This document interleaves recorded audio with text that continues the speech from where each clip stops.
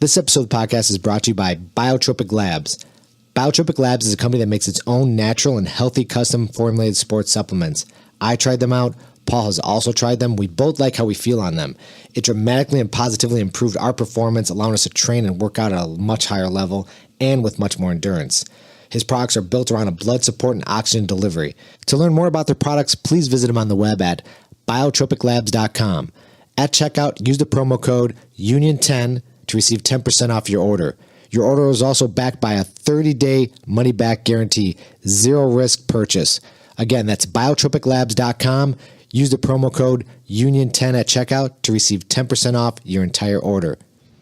This episode of the Grappler Union podcast is brought to you by BJJTees. Go to bjjtees.com, enter the promo code Grappler Union, and save 10% off all your jiu-jitsu apparel. Go to bjjtees.com today. This episode of the podcast is also brought to you by Strychnine Jiu Jitsu, makers of vintage-inspired tees, hoodies, and rash guards. Go to strychnine.co, that's STRYCH9.co, and use the promo code UNION at checkout to receive 20% off your online order. Hey everybody, welcome to another episode of Grappler Union podcast. Paul Maloney alongside Anthony Zito. On this episode, we are doing an EBI 13 fight companion. Joining us in studio is John Tutaj. John is a black belt under Adem and Eddie Redzovic, and is the owner and head instructor at Tutaj Brazilian Jiu Jitsu. Also in studio is Blake Klassman. Blake is a brown belt under Jeff Serafin, and he's an instructor at Fit to Defend Brazilian Jiu Jitsu. Enjoy. I hate the 6 minutes. It's what happens in that 6 minutes. You told me using any technique that works. Never to limit myself to one style. Keep an open mind. We're not here just to take part. We're here to take over. In order to become more peaceful, in order for you to become better and strategize your life. Hello? Yeah. Oh, we're on right now? Yeah, right now. I'm going to lower the TV a little bit. You always do this to me. Sorry.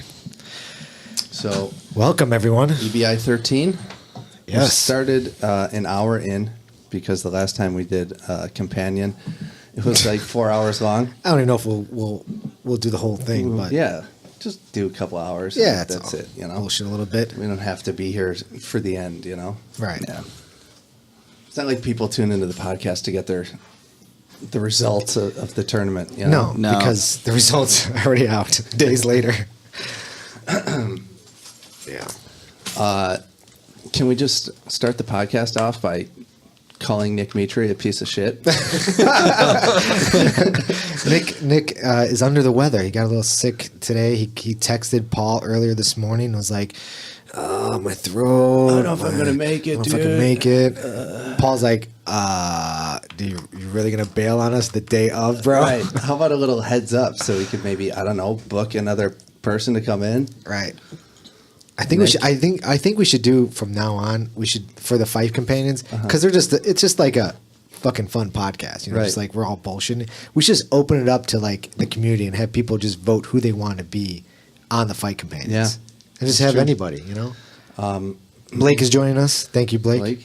Of course. Also, John Tutaj to save the day. to save the day. Honestly, like because Superman.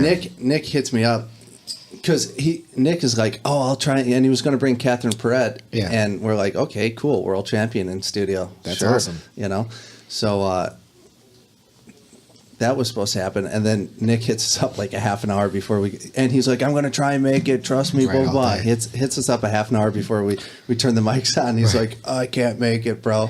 But you know, I wish you would have said that before I ordered the pizzas. As I wouldn't have ordered so many. Right. It was just gonna be us. And then John Tutel's next door doing his open mat, just How's it- showered up. How you pronounce it? John, Tutaj. can you please Let's clear it up. Let's clear the air. Oh, there you go. Let's clear the air. So it's pronounced like all I've ever heard was Tutaj. Tutaj. not quite That's close. forever. John, can you please clear the air? How do you pronounce your name? Tutaj. Tutaj. That's it. It's like 2 Chainz. That's right. Right? Is that the rapper? Two ties? Like Like what? is it two? You know the rapper 2 Chainz? Really? You're asking me this? I don't know. I think you're onto something. No, that's an actual artist. No, I think a popular it is, artist right now. 2 Yeah. Chainz.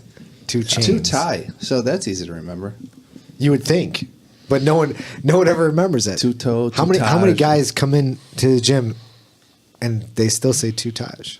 Almost everyone. Yeah, nobody pronounces your name correctly, right? Yeah, I kind of give up on correcting people. Right. How many now people they know. actually get it right though? People that have been around for a long time. Like anybody new? All your students, I'm Some assuming. some of them. Don't. Some of them? No, there's a lot of people that I just don't even bother. Anyone correcting. that has off the boat Polish parents, maybe. Yeah. If you're Polish, Tutaj means here in Polish, and you'll know how to pronounce it. But Right. It's an interesting last name. Yeah. So John was doing his open mat, and Nick bailed, and we went next door, and I was like, "Hey, you want to drink some beer and talk shit about jiu-jitsu?" And he's like, "All right." Sounds easy enough. Yeah. I think the beer is what did it, really. Yeah. Blake rolled in with a 12er of Miller Lite and then started drinking my Coronas. Hey man, He's that guy, dude. Rolls into the party with a 6er of Bud Light and drinks 12 Heinekens. hey man, you just bring something and then you enjoy the. You got a fridge full of stuff over there. What else you got? Yeah, we got a lot of stuff. Yeah. I don't know what's in there. It's Well, Paul's you- fridge, basically. We're drinking the Coronas that Mark Vives brought last time he was in. Oh, nice. Thanks, Mark. But there's some other stuff in there, too. I don't know what else is there. Milwaukee's Best is still in there. My 40 is still in there. The 40 that Aaron Brooks and Ryan Salisbury brought. Yeah, that's. Is that in actually there. going to get drunk No, again? that's going to stay in there. It's just going to For stay in there. Next time we have Aaron on, I'm going to make him drink it. Oh, really? He You should might just keep it out in like the corner, like, not even refrigerated. Oh, that'd be nasty. Yeah. Yeah. So we're at the Wagner. Speaking of another guy who nobody knows how to pronounce his name, is it Wagner? Is it Hocha? Wagner? Is Wagner, it Wagner? Roach? Is it Rocha? Is it Hocha? I would say Hocha. He's Brazilian, He's right? Brazilian. so R-H, Hocha. right? Hocha. Hocha. But at least with John, you could get the first name right, guaranteed. Yeah. With Wagner, it's Wagner, you fuck Wagner, up one or the other Wagner. or both. Yeah.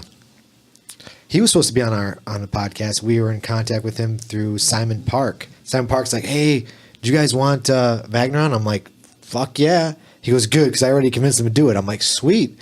So he put us in a group chat, and we were going back and forth, like, time wise, and we just couldn't get the right time because he was doing some privates and stuff like that. Then he had a jet, but I told him, "Hey, next time you're in town, let's coordinate this a little bit better." Yeah, for sure. So That'd be cool to get a guy like Wagner on here, dude. it would have been nice to have him on right before this too, because it's, Yeah. man.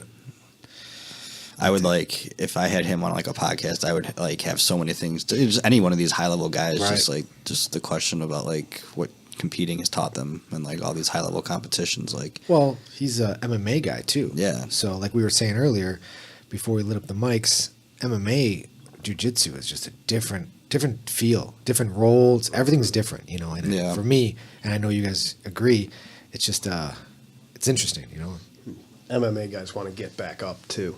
Jiu-jitsu guys don't. Right. Yeah. Right. it's just always like a good grind, I think Wagner, Rocha, just Hosha, whatever. What are we going to settle on? I don't Let's know. just, Just call him Wagner. Let's call him back. how about just like VR? VR? Yeah. Yeah.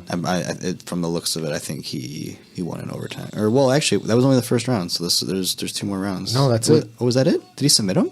Oh no, he won. submitted him probably the first round. What And then kind they of got flag out. is that guy rocking? Everything flag. everything. That's the world flag? The world flag. Ah, He's a worldly I guy. kind of like that. Okay. I represent the world. I mean, I've never thought of walking around with a flag ever Yeah. in my entire life. I don't really understand what the purpose of that is. I don't know. people are proud of where they came from. That guy's proud of where he came from. He's holding the world flag, dude. He's got all the flags. Well, I mean, he's that been guy everywhere. that guy might be making a statement, as in like, let's all be Let's be together. together, humans, and coexist, man. John Lennon style. Yeah. Wonder if he has a coexist bumper sticker. You like that bumper sticker? Do I like it? No, I don't. You'll put that on your water bottle? You know, it'd be great if you put a coexist sticker on your Jeep. That just would not look right. Jeep with a fucking 15-inch lift and 33-inch mud tires. Coexist, man. Yeah, right. Gunmetal, gray. I had someone. I was driving the other day, and I'm driving, just get on the expressway, and this guy in front of me pulls over. We're going down the on ramp. Yeah. Pulls over to the right and puts his hazards on. So I'm like, oh fuck. So I'm gonna go around him. He rolls down with, love your Jeep, man. I'm like, really, bro? You pulled off. Let me go around you just to scream that at me. Wow. Wow, thank you very much. Don't do Was that. he in a Jeep himself? No, he was in a Volkswagen. A little bug. Oh, man. Not even a Jeep fan. No, It seems he like. wasn't even driving a Jeep. Yeah. It's interesting. I'm just like, okay. I don't think I would ever do that personally. There's nothing I would like. No car. I would Is that a pull Wrangler for. that you have? Is a Wrangler. It's yeah. a Wrangler. Yeah, Definitely sticks out. it does. This is. Are we still in the first round here? yeah, man. This Yeah. is the This is the second fight of the right side of the Second bracket, set. I think. The problem is no one's submitting anyone. Yeah, and I think Keith Krikorian stepped in for Bill Cooper. Yeah, Yeah. so it looks like Bill Cooper's out, huh? Yeah. Yeah. You guys ever meet him? Any of you guys ever meet I was Bill? supposed to compete against him in a tournament. One of the, the Bruce Kumite guy. I don't know. Yes. If you, Yeah. So he was supposed to have the 170-pound tournament, and I was supposed to be in it, and Bill Cooper was one of them. And then I don't know what happened, but he stopped. I guess he just kind of shut down his tournaments indefinitely. It kind of seems like Bruce. Oh, he did? Yeah, I don't think he's running the tournaments anymore right now. So, but I couldn't do it anyway because of my shoulder. But Yeah. it was supposed to be, I believe, October 26th. So. Oh wow. But I don't think it's happening anymore. But I mean, I was excited to maybe possibly compete against him. That'd be so cool. When was this? This was when was what? When was the event that was supposed to happen? Yeah. October, you said. October Oh, 26th. October. My Yeah, bad. no, you're Come on, fine. bro. Come on, man. Sorry. How many beers you had? That's number 2. Yeah, I'm not even 2. I'm not even there yet. It's just getting warmed up, man. I took a private with Bill probably about 4 years ago. Oh, really? And he had a gold belt. He was, he was gold? wearing a gold belt. Like- yeah, it was Like a regular. It was a Okay. Brazilian Jiu Jitsu belt, but it was a gold belt. I don't remember. He said that I think Jeff Glover had it or something, Oh, wow. and there were like some Passed on the down? mat made like 2 of them or something. Sweet. Somehow he got a hold Okay. of it. Any stripes on that belt? No, but I have a picture Do you really? somewhere. I'm not Oh, sure if he was nice. wearing the gold belt, but I got. Speaking of belts, you Yeah. see Eddie Bravo gave Yeah, Tony Tony Ferguson. Ferguson his black belt, but not Yeah. only a black belt, His black Jean-Jacques Machado's black belt. Yeah. That's fucking double gangster. Yeah. So was Jean-Jacques Machado like? Did he formally give it to him, or was it on behalf of Jean-Jacques Eddie? gave it to Eddie. He took it off his waist and gave it to Eddie. Yes, Same belt. same belt. Eddie And then- kept it and gave it to Tony. Wow. Yeah. How about you? I would never give that belt up personally. Holy Personally, crap. I'm that type of guy. I would never give Yeah, it up. but like Eddie's whole thing is, I started 10 Planet Jiu-Jitsu to give guys a better chance off their back in MMA. Sure. And here's Tony, a 10th Planet guy, Yep. who just wins an interim title off his back. Right. I mean, he was playing. I don't And he's a brown- disagree. you know Just what I mean? me personally, I think that belt from Jean-Jacques would be worth so much more to me. I Well, just no, I would you're yeah. selfish, bro. I guess I am. Do you? Yeah. Can thank you imagine the pride that filled Eddie up with when Jean-Jacques gave it to him? Yes. And he kind of wants to return the favor to Tony. Okay. And I'm sure he felt really good giving Now, it to him. 100% Now, sure of I have a that. question. Is his black belt just like a 10th Planet black belt, or is he like got a gi black belt under Machado as well? Who? I don't. Tony Ferguson. Tony Ferguson. No, I don't think so. no. I think it's just 10 Planet. Just a 10th Yeah. Planet black belt. Yeah. Don't quote me on that, but I don't believe he's a key player. Okay. But I mean, Eddie Bravo's a black belt in the gi. I'd hope. I know. he's I know a- Eddie. that's where He he trained a lot of. He trained a lot of gi. Yeah, Up until his- yeah. all He, throughout- yeah. He trained a lot of early gi. 2000s. Yeah. And he still worked as rubber guard even. What in do you the think gi. about that, Blake? Guys who only do no gi. I mean, there's nothing wrong with it. I mean, a lot of people like. I mean, the, are they black belts? I mean, if you're gonna step, I mean, like take like Josh Pacini for example. Like he had like his third gi training ever at our academy. It was at I think a Cristiano Ribeiro seminar, and he just put the gi on, and I was like, "Is it weird for you?" He's like, "No, it wasn't at all. I was rolling with him. It was just like he just adapted so well." So Right. in that kind of a scenario, I mean, like It's kind of like an arbitrary line because I mean if you're going to go out and try to like compete in the worlds, as like a 10th Planet black belt or like let's say you didn't train at all in gi, obviously you're not going to have like it's going to be a severe disadvantage, right? course. So I mean you know, it's not taking anything away from like what a 10th planet black belt is, but you know, I think in order to be a black belt in the gi, you have to train in the gi, right? Is that crazy? Or, I mean, no, I mean, after, you know, doing this podcast and doing everything we've been doing and training now in the gi, they're almost two different sports. I mean, I mean, it is, there's a lot of like overlap, and there is a lot of overlap. You can grapple the same way with a gi on, 100%, and still dominate somebody in the gi because you're just a superior grappler, right? But let's take guys that are like two high level black belts of like similar training, right? But one, you know, did like primarily gi training, and this guy from no gi went into you would in that situation, if skill level was equal, right, the guy that trained gi all the time would obviously have an advantage training in the gi. Right. What do you think, John? Do you agree? Yes, definitely. There's some people that you can tell that I train with, you know, that they train more gi or no gi. Yeah. And you can, you know, like some people I'm matched evenly with them in no gi. You put the gi on, and there's just a huge difference. Right. Yeah. There is. You know, it just slows the game down. And yeah, it's a different game. And there's so much more pulling into guard with the gi on. Yeah. You know, like it seems like there's more like air quotes tricks of the trade with the gi on. Yeah, you know what I'm saying. Well, there's all these different kinds of grips, especially like with all like the stuff that Keenan Cornelius is doing now with like the worm guard and like the galaxy guard stuff and like all that, just wrapping around with the gi. Just, you know, it's just working out entanglements. Galaxy guard. Yeah, it's like I mean, I know the lapel guard and the worm guard and the mantis guard, and it's like what's galaxy? It's like when you just put like the foot in the jacket, like, so you have the same side lapel grip. You just put your foot inside, and it's like the start of the worm guard. Okay. It's like that's kind of that first kind of thing. That's what I think Braulio Estima did it. I'm pretty sure. I think he kind of called it that, but I mean, I might be mistaken. Galaxy guard. Yeah, galaxy guard. It's kind of a cool name. Yeah. I'm not a firm believer in names. I mean, names are only just so you can like have a reference point to talk about them. But like, I don't mind the names. I mean, I know Andre. What's that choke called? Called the choke. That's it. Yeah. Everything's a choke. Like, well, doesn't matter. Like, what's the name of that choke? He's like, a choke. You know? Like, but I kind of like it's good the for system people for learning purposes. Right. Hey, what is that? Oh, that's right. And then in a like I like how everything's named because I can remember like, oh, mission control. Boom, leg comes up right away. You know what I mean? It's quick, and I adapt to that. Right. You know?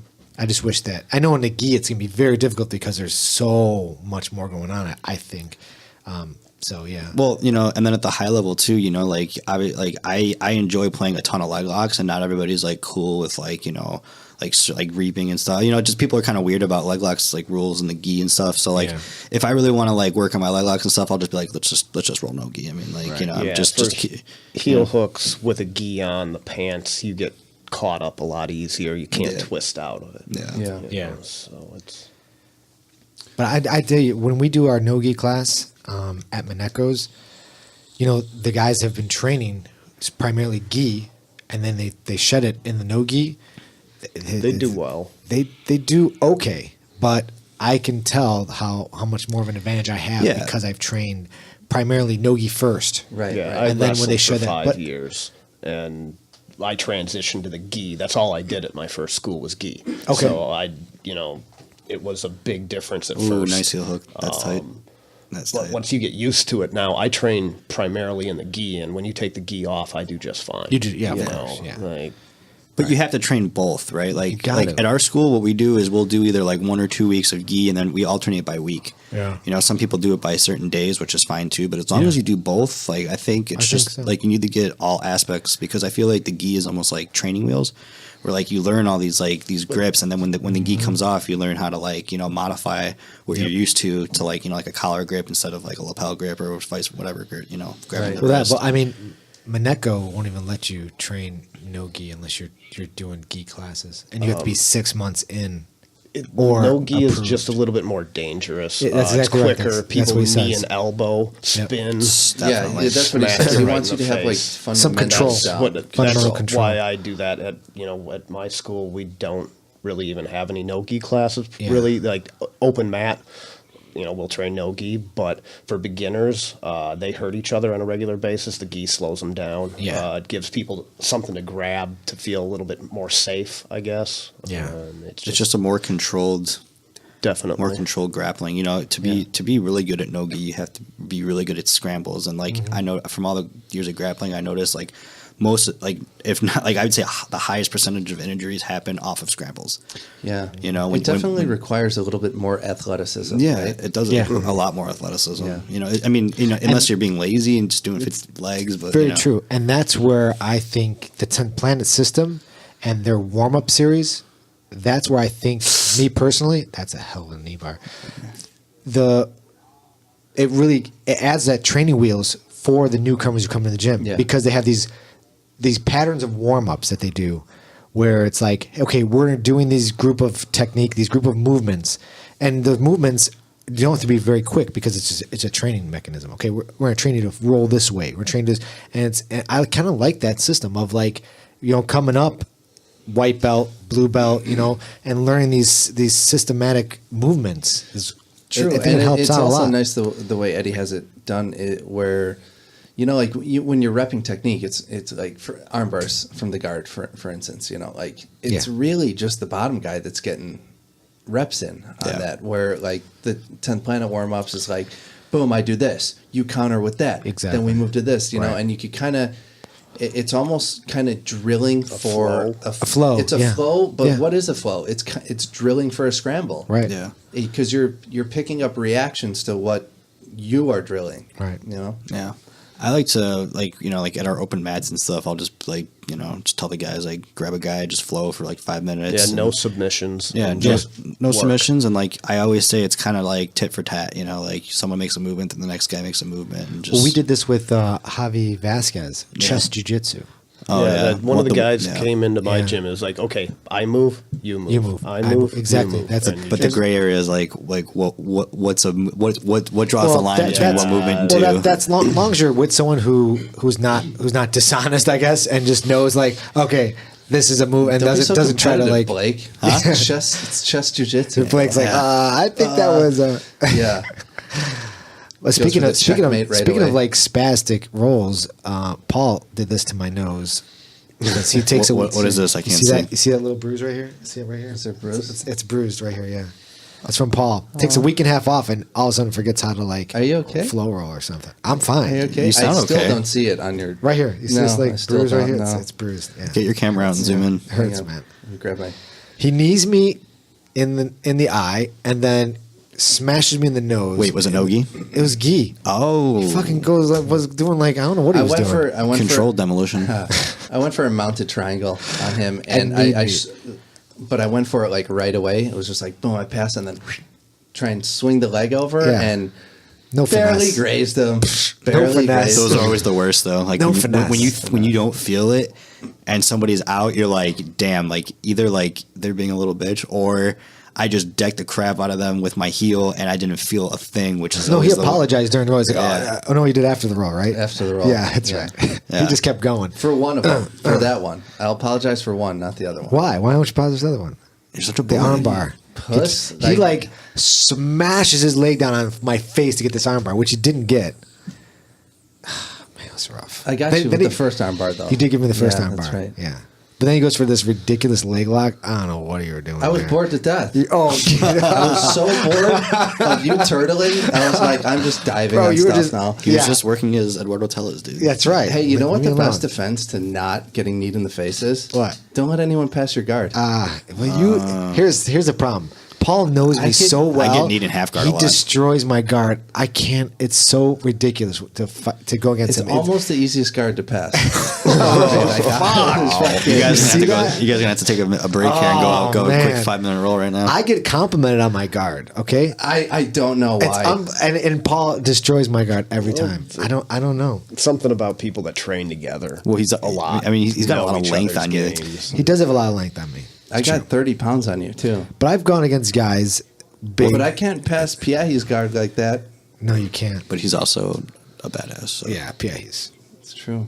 I love how you guys call him Piahi. That's funny. Piahi. Pierre. But yeah, I mean, I've been doing really well with training with him. Man, I'm just Dude, I think he was one of those Sorry about guys. the non-bruise on your face. okay. Thank you. He was one of the guys, I think Asher did it too, that fought at Fight to Win and then must have gotten on a plane that night and did, did the New York yeah. Open and a few guys did that, and they was, placed, and it was awesome. Osher won. Osher won, yeah. Osher won it. Matt Layton took second. Piahi took third. Yep. And Fumasa took second, I think, too. Really? Those 4 dudes did fight to win, and then Antoine, next right? day, Yeah. Yeah, it was crazy. Congrats to them. That's all. That's a. I think that's a hell of Antoine a medaled, commitment. right? Did he? Yeah, I think he did I too. saw something. Yeah. That's just dedication to the art right there, man. Like that's that's what a weekend, right? Like what Yeah. a weekend to have. So cool, especially because Osher had an amazing armbar just like right off the bat at Fight to Win Yeah. against a pretty good brown belt too, and that was cool. And then just like that dude was jacked. yeah, and you get out to it, you beat someone like that on a Fight to Win stage, and then you go out to like an open in New York the next day, and you're just on like cloud nine, Yep. and then you win. Like Yeah. what a weekend! That is so cool. Confidence is a real thing. Yeah. In all sports. I mean, yeah. when you get that boost of confidence, you just feel like you can't be like, Yeah, the second you doubt yourself, it's like Right. the role changes. Or Yep. the It does. competition It's true. changes. A lot of competing is mental, yeah. in my opinion. John, I saw you put up a post from Master Worlds. I didn't. It's like we were out there. We were talking to everybody. I opened my phone and I'm like, Tutai's here. What? And I show Zito. I was like, what the fuck? It was. Yeah, no, I signed up a while ago, and I was getting ready to compete, and then I got diabetes. So Really? That sucks. When was this? probably about 3-4 months ago. Okay. I had signed up. I had my plane ticket already purchased. I was cutting weight, and I started losing a lot of weight. I was down to like 160 pounds. What were you trying to go? I was going lightweight. Okay. So that was where I wanted to be, but the weight came off too easy.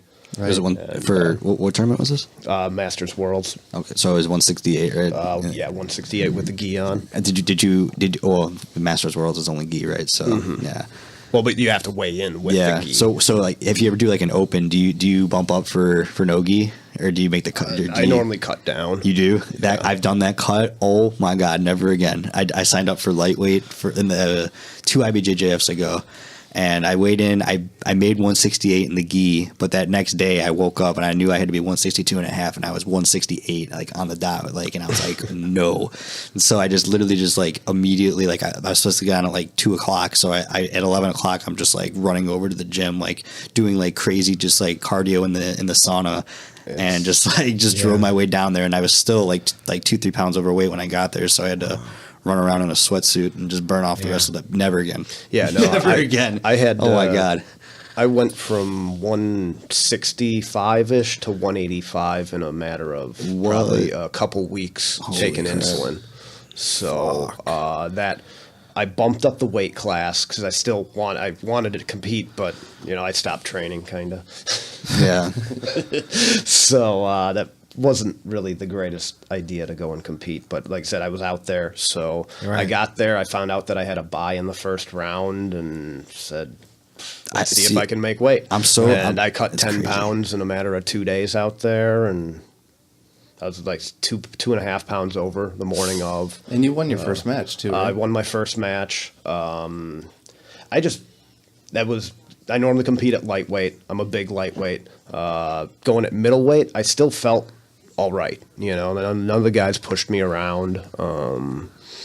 I thought I had the guys back at the end of the second match. I had a Kimura grip, and I got both my hooks in, but I needed to get my hand underneath his armpit to get the points, and the time ran out. Dang. Yeah. Really? Yeah. They didn't. They said I didn't have back control because I had the you need the Kimura grip. seatbelt. Oh, yeah. So- Okay. I like the Kimura grip because I you can was- just wheel the seatbelt in like with the Kimura grip. I had the and Kimura grip. I was going for a Yeah. triangle, and I like hoisted myself up and over his body yeah. with his arm. Yeah. and They won't give you the didn't. points. They didn't give me the points. I was sucks. I was not happy. But I got a bye in the first round. That was the second round or first round I won. The second round, I didn't think any of those guys were that much better than me. They just play the point game. I'm too much of a submission-oriented guy to play the IBJJF system. Yeah. You gotta be in. You gotta be in it. I mean, really, you gotta be. I mean, that's something that I'm going to work towards now. That's my whole goal. What, IBJ Jeff? Yeah, I'm just going to be concentrating on those tournaments for right now. I'm not going to be doing like new breeds and all the other ones. I just want to concentrate on that one and getting really good. And I'm working with Pierre a lot. You mean that tournament, like the tournament rule set specifically? Yeah. Okay. Just working with Pierre, learning because I think he's. you're talking about the IBJJF in general. Yeah. It's like, yeah, that rule set, that tournament. right. Yeah, I want to just strictly. more interested in no time limit, submission only. Yeah. Like that's more my game. I like it all. I think it's. I mean, I like it doing all is too, important. but right now I 6 want to minute win. I want to win matches. a. yeah. I want to People win get an 2 points and then they IBJJF tournament. hold. Yeah, that's true. You're right. I mean, it's There's a lot of stalling, and they're doing better with making people actually try. They'll Right. DQ you if you're just sitting there, but it slows down the game so much. Yeah, Yeah. I mean, it's like It's not that fun to watch either. It's No, an you're right. it's the sport of jiu-jitsu, right? Right, Like it's the sport of like jiu-jitsu. wrestling has they have a point system. It's just our version of the point system. But like grappling industries, they do no advantages, which I think is a little bit better. But then there's so many more refs decisions, so then there's a lot more. So there's no perfect rule set. No, there is. There- now we it's- brought this up on the last podcast. I thought of I don't know if I'm the first person to think of this, but Paul and I were talking about it. I was thinking about doing a tournament, and I was thinking no time limit, sub only. Can't say sub only, but submission or first to 10 points. So that's definitely been done before. has it been done The before? first to 10? First to 10, Yeah. or sub. No time limit? Yeah, Jeff Serafin was telling us that the Gracies used to do a first to 15 back in the day. Oh, is that right? Yeah. First to 15. I think Fight to Win has it pretty down pat. I mean, if they made their matches, maybe like 10 minutes overall for everybody. That's the thing. But if you could do no time limit and say first to 15 or first to 10, whatever it is. Yeah. So you can have, and then for stalling you can deduct points. Right. So if we're on our feet or whatever it is, and no one's doing, you could deduct. Okay, both -1, and Well, the whole point it's trying to get that. So you could have a match 10-8 or 14-13, and the next guy who scores wins it, or the guy could sub him. I think it'd be pretty exciting. Win by 2. Win by 2. You know what I mean? Or The whole point to stalling is there's the time's going to run out. Okay, so if I'm up 2, I'm stalling. I'm waiting for the time to clock to run run out out. so I can get my arm raised. Right. If I'm grappling against even an EBI, I'm stalling, waiting to get to overtime Exactly. because I've been training so much Right. overtime. But Right. you know what I mean. But I like you're no doing time a limit, no period. time limit. right. First Look, two. look at Gordon. Who's going to stall? Gordon No Keenan. time limit. Exactly. No one's going to stall, but it's That's going to what be I'm saying. it's going to be the so first how do you person. even penalize it? I think there are people. I think people can stall in certain I mean, why positions. would you stall in a too many gray areas, right? No Just time to- limit? Why would you? Really? You don't think no. to push the action? Maybe for like a big super fight, but not like an overall tournament. Like No, it'd be like, too hard, right? it's What if not you did that- like first to 8, some of those smaller points. I did but a what I'm asking tournament you probably 4 years ago. It was in Chicago. I don't remember who did it, if it was U.S. Grappling or whatever, but it was no time limit, period. Okay. And my first match was 30-something minutes long. Holy shit! And I ended up Are you having... into that? I'm good with that. You Really? know, like I had, that was that. my first match. I think I had like 9 matches that day. Are you I fucking lost serious? 1 match. Damn, Jesus that's Christ. awesome. And I beat some pretty tough people, you know, like that's more my style. I start moving it at about 10 minutes. you Yeah. know, like- Really? Okay. It's a chess match, dude. Damn. You basically Floyd Mayweathered him. Remind me to go first with John at the next open mat. Yeah, right. You know? He's still warming I'll up. take your first round, John. No, that like I think, like I said, I had 2 matches in my division, 3 in the absolute for no gi. Then I did 3 in it was brown belt, my division, and then I was gonna do the brown belt absolute. I was like, that was 8 matches already. I'm out of here. I Yeah. lost 1, and I was gonna take that and go. Dude, Combat Corner has an interesting one where they have an overtime system where if you, like, I think they set 1 minute and you have to score, like the first guy get like a takedown, sweep, anyone, the first person to score points wins. Well, like I literally had, I think it was like 9 overtime rounds, and that was in the semis right before the finals. And it was just me, and I think his name was Joe Thrasher from Brasa, and him and I just went back and forth, and there were so many positions where like one of us would like almost get a sweep, but we couldn't secure the position. Like it would just scramble out of it, and it was just it took. Not only did it take like so long, it took like 9 1-minute overtimes after like I think it was already like an 8-minute fight. Yeah. How did your next match go? Next match went. I was in the finals, and then we went to overtime, and the guy he got into a half guard position, like past my guard, and then I went to shrimp out, and as I was shrimping, I get the ref just called it, and so he got the pass points, and I don't know how long he was in the position, I can't remember, but I've just been in tournaments. You have a really tough match in the semifinals, and the championship match, you have no gas. Yeah, that's what happened. I mean that I had a decent amount of time before the finals, but like I was just so spent from those 9 overtimes. I mean, we were just grueling for those points. You know what I mean? Like it's a grueling. And it's just infinite overtimes. It's literally like Kim and I were literally just like one person, like he would just pull guard, and I was like, okay, and then like we were just getting to like these same sort of stalemate positions where we already knew each other's tricks, and there were just so many times. But yeah, there was a little bit of a heated thing. I'm not gonna like mention names, but one of the coaches and the ref were like the same affiliation, and there were some times where the coach thought that the ref didn't get points where he should have, and it turned ugly. But no, the ref did a really, really great job, and was very honest. And even though he was reffing one of his teammates, so that was good. Yeah, but that's a pretty intense overtime setting, Yeah. like definitely. infinite overtimes. Like I haven't really seen a tournament with that, but I mean, maybe there's a couple out there. I don't know. Well, I mean, I think I like to try all ideas, when it comes to like tournaments. I think Paul, I understand what you're getting at. Like, what would be the reason to stall if it's first to points? Yeah, I can see how Or you in can a say no time limit. Or a no time Like, limit. Yeah, you're stalling to get to where? Well, it's I don't know. I guess it's not. I guess not the word. Maybe they might be tired and they're trying to recomp. Yeah, maybe something to that effect. Like you want to keep the action going. So if I feel like if the guy's just like laying on your belly and guard, resting, Yeah, okay. You're looking at like a resting penalty. Like, okay, we got to keep the action going. Right. It's not like a rest penalty. It seems too hairy, though. Like, Yeah, I know. it makes the reffing job extremely tough. It does. And But Minus this would two be for resting. Yeah, but I'm just thinking This makes the would- rest job easier. This would be you have to deal with a 35, 40-minute match maybe, but you don't have to worry about points. It's But I'm submissions saying to like submissions. the grayness of point deductions. Point deduction. You know what I mean? But Like, I was thinking this for more of like a 16-man tournament, not like a full-blown tournament. like more like an like EBI. like an EBI format, right? Yeah. Or fight to win format. There's a lot of something. different kinds of tournaments out there now. And There is, and it's great. I mean, I like that there's all these different tournaments doing trying different things. Oh. Speaking of different tournaments, Super Ego is coming up. AJ Klingerman hit me up, and I guess they're having a tournament November 11th. And dude, I don't know how she wrote this text. I mean, Paul, look at this. She Yeah, I texted- got the same one. Did you get it? Yeah, Jesus. I think hundreds of people got that. It's so. I was like, man, she really typed this all out. I could never sit there on my phone and type all that voice out. to text.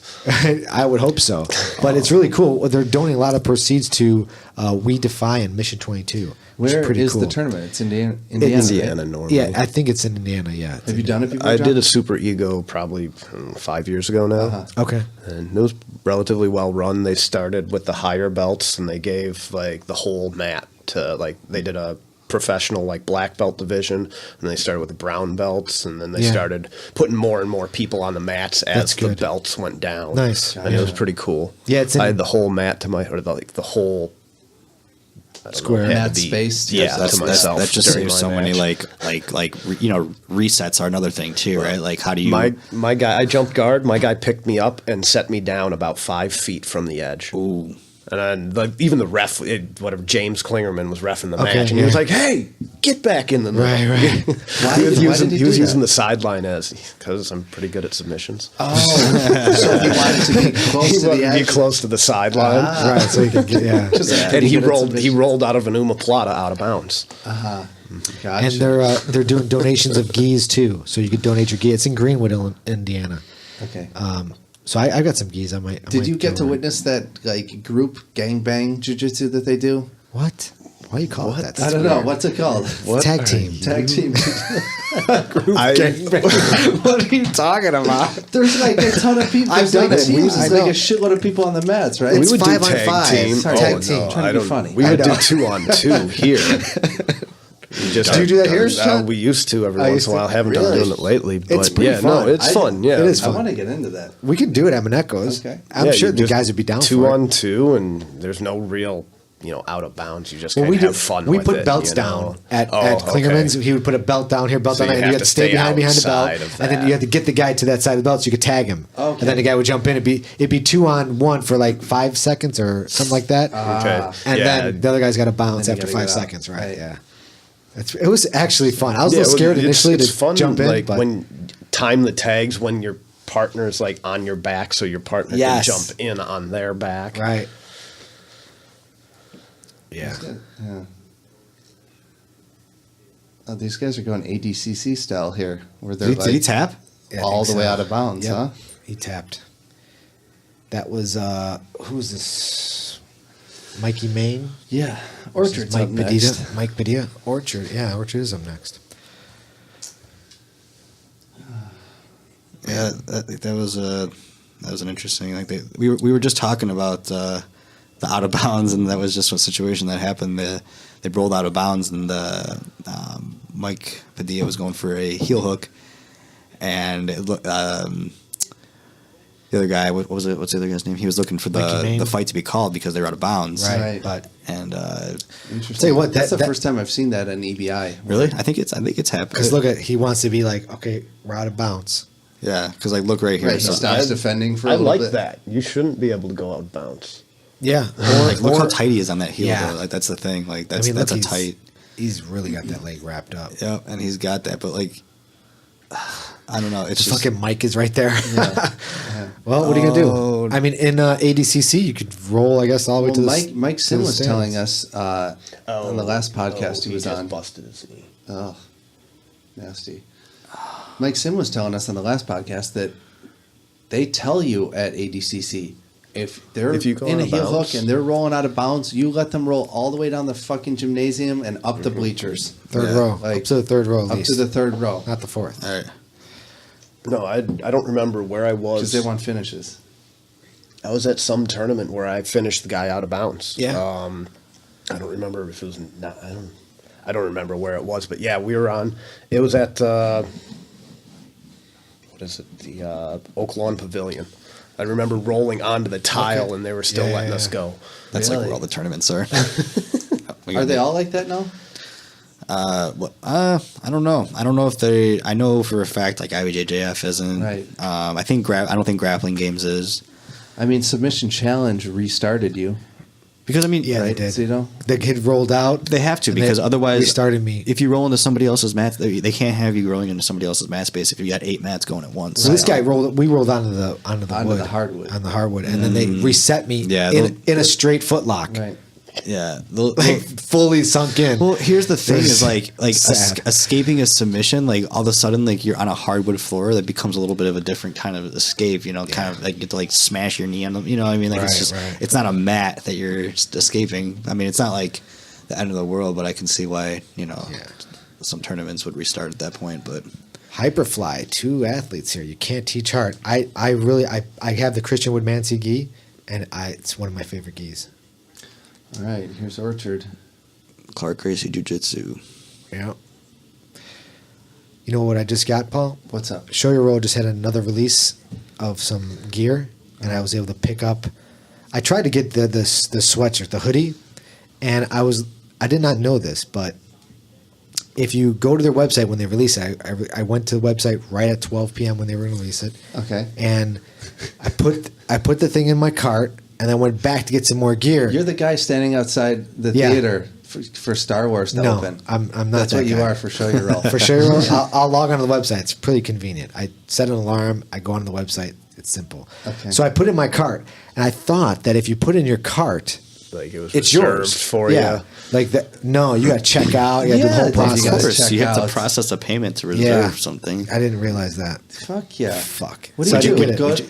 Go Go to the store, put something in the cart, leave it there, come back tomorrow. It's still going to be in the cart. I wasn't come back tomorrow. I'm just saying, I'm walking around with a cart full of my stuff. No one's grabbing my stuff out of the cart. Yeah. It's my stuff. I don't know, man. But it's a virtual cart. It's a virtual cart. That's the problem. So this time, I'm like, fuck that. I'm checking out right away. So they had these really dope, like, winter, like, jackets. They're, like, waterproof and stuff like that. Went to the website right away. Boom. In the cart. Checked out. Got my small black. So I'm excited to get it. Congratulations. Thanks, man. Yeah. And they had a bunch of other stuff, too, but I didn't like anything else. Yeah. Although I wasn't aware today. I didn't. I got a shirt that says "fuck standards." I got that one. Nice. And I'm like, Who makes that? show your roll. Really? Yeah, I was on. Yeah, it says "fuck standards," and I'm like, I can't wear it to my nephew's birthday party. It'd be weird. So I just wore a white t-shirt, but it was. I don't even know when I'm going to be able to wear it. I can only probably wear it here because I can't wear it during work. I can't go to see clients. You know what I mean? Yeah. It'd be weird. Oh, look at this pass from Orchard. Andre just taught us a nice submission from here. From where? On top or bottom? From the bottom. Nice. Of course. Doing against Orchard would probably be really hard to do. Look at this. Oh boy. What do we got here? That's uncomfortable. Nope. It's got the Kimura grip. What weight class is this? 155. Okay, yeah.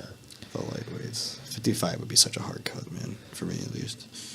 Blake, you're super dense. I'm dense. Dense. That's what I would say. Dense. Is that Because dense? I didn't think you were. Thank you? Question mark. Yeah, I mean, because Kaio, who you were supposed to fight at Fight to Win, Yeah. I thought he's a lot smaller than you. Yeah. We were going to meet at 165. Blake is bigger than he looks, weight wise, but I get the opposite.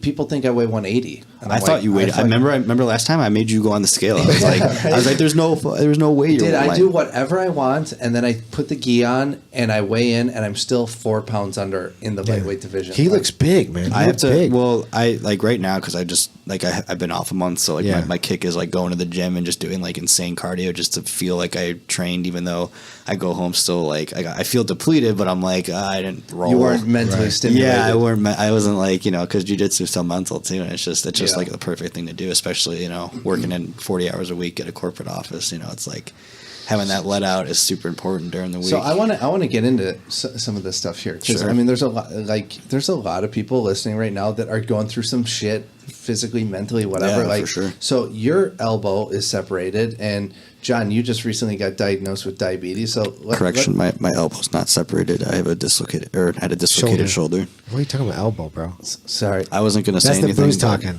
my bad, bro. He's like- Sorry, he's like- your he's like 10 in shoulder right now. separated. Anyway, Blake, what happened, and how you dealing with it?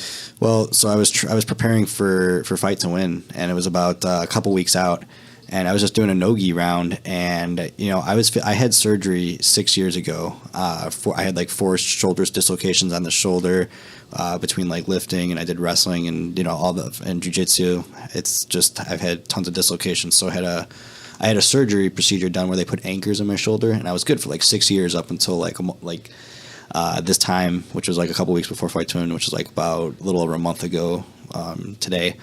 And I was rolling, and I was like in a deep half position, and my free arm, not the arm I'm underhooking the leg with, but my free arm was just kind of dangling. And Scott cleared my head, stepped over, went to the other side, and he kind of crashed his weight at an angle, which caused my it was like almost like a proxy Americana, and then my shoulder just popped out. Like I just heard pop, and it was out, and then I had to like wait 2 hours before it was put back in because I had to like drive to the hospital, and it was like they had to like X-ray it and like make you wait. You didn't drive yourself, did you? No. My buddy Jake Sorensen, who I did the same thing for him when he dislocated his knee. So like we just kind of know the procedure. Like he's like, man down. All right, we gotta get to the hospital because I've tried to pop it back in myself, but it just doesn't happen. And it's like they literally have to like put me in a conscious sedation just to put it back in. So I'm like in this la la land when it happens, but like it sucks. You can't do it's bad. And then so I've been healing. It was just 1 month of healing. Then now I'm starting physical therapy. I'm trying to get back on the mats and train a little bit in December, and then hopefully be back in the competition scene in 2018. So Yeah. Good. I mean, you got. They said you were going to be out for 6 months, right? And that turned into. No, they said surgery. Didn't they say surgery first? My orthopedic surgeon said, based on what he thought happened, he's like, you're gonna need surgery. You'll probably be out for at least maybe 3 to 4 months, if not maybe a little bit longer. But then after he saw the CT scan, he saw the anchors were still in place and that there was just a ligament torn. So he's like, well, this can heal on its own. We won't need to operate. And so I was like, that's fucking awesome. That's going to take at least a couple months off the healing time. And so I'm into physical therapy right now, and I just do tons of just like leg lifting and cardio at the gym now, and just try to do what I can to stay in shape so I can get back and just kind of jump right back in. But there's nothing that prepares you for jiu-jitsu like jiu-jitsu. So of course, I don't care how many miles I can run. When it comes back to rolling, it's going to be a different kind of cardio right off the bat. So I'm excited for it though. I can't wait. Yeah. I've been itching for it, man. Yeah. Well, you have to do some of that chest jiu-jitsu when you start off. Yeah. Well, I actually play chess like recreationally too. It's like that's been another one of my things that I picked back up. I used to play all the time, and I played in high school on the team and stuff. And did you really? Yeah. Oh, so you're like really good. Well, I mean, I used to be. I'm not anymore. But I used to study. How do you forget moves, or what do you think? No, it's just just like anything. Like if you're at a high level and you just stop practicing, you're just naturally not going to get as good. But you could smoke probably everyone here in chess. I mean, for sure. I don't know how good everybody is. I mean, I just like to play know for the fun. moves, but I don't really. I don't have any like patterns set up in my head. You know what I mean? Yeah. And I played competitively in high school, and that was a lot of fun. I always enjoyed like activities that caused you to like mentally stimulate. And I did like wrestling in high school, football, like chess. I was in the jazz band playing guitar and stuff, and just try to always keep going, and just kind of keep learning a bunch of shit. Can you when you play chess? Can you do it without like just number like rook to da?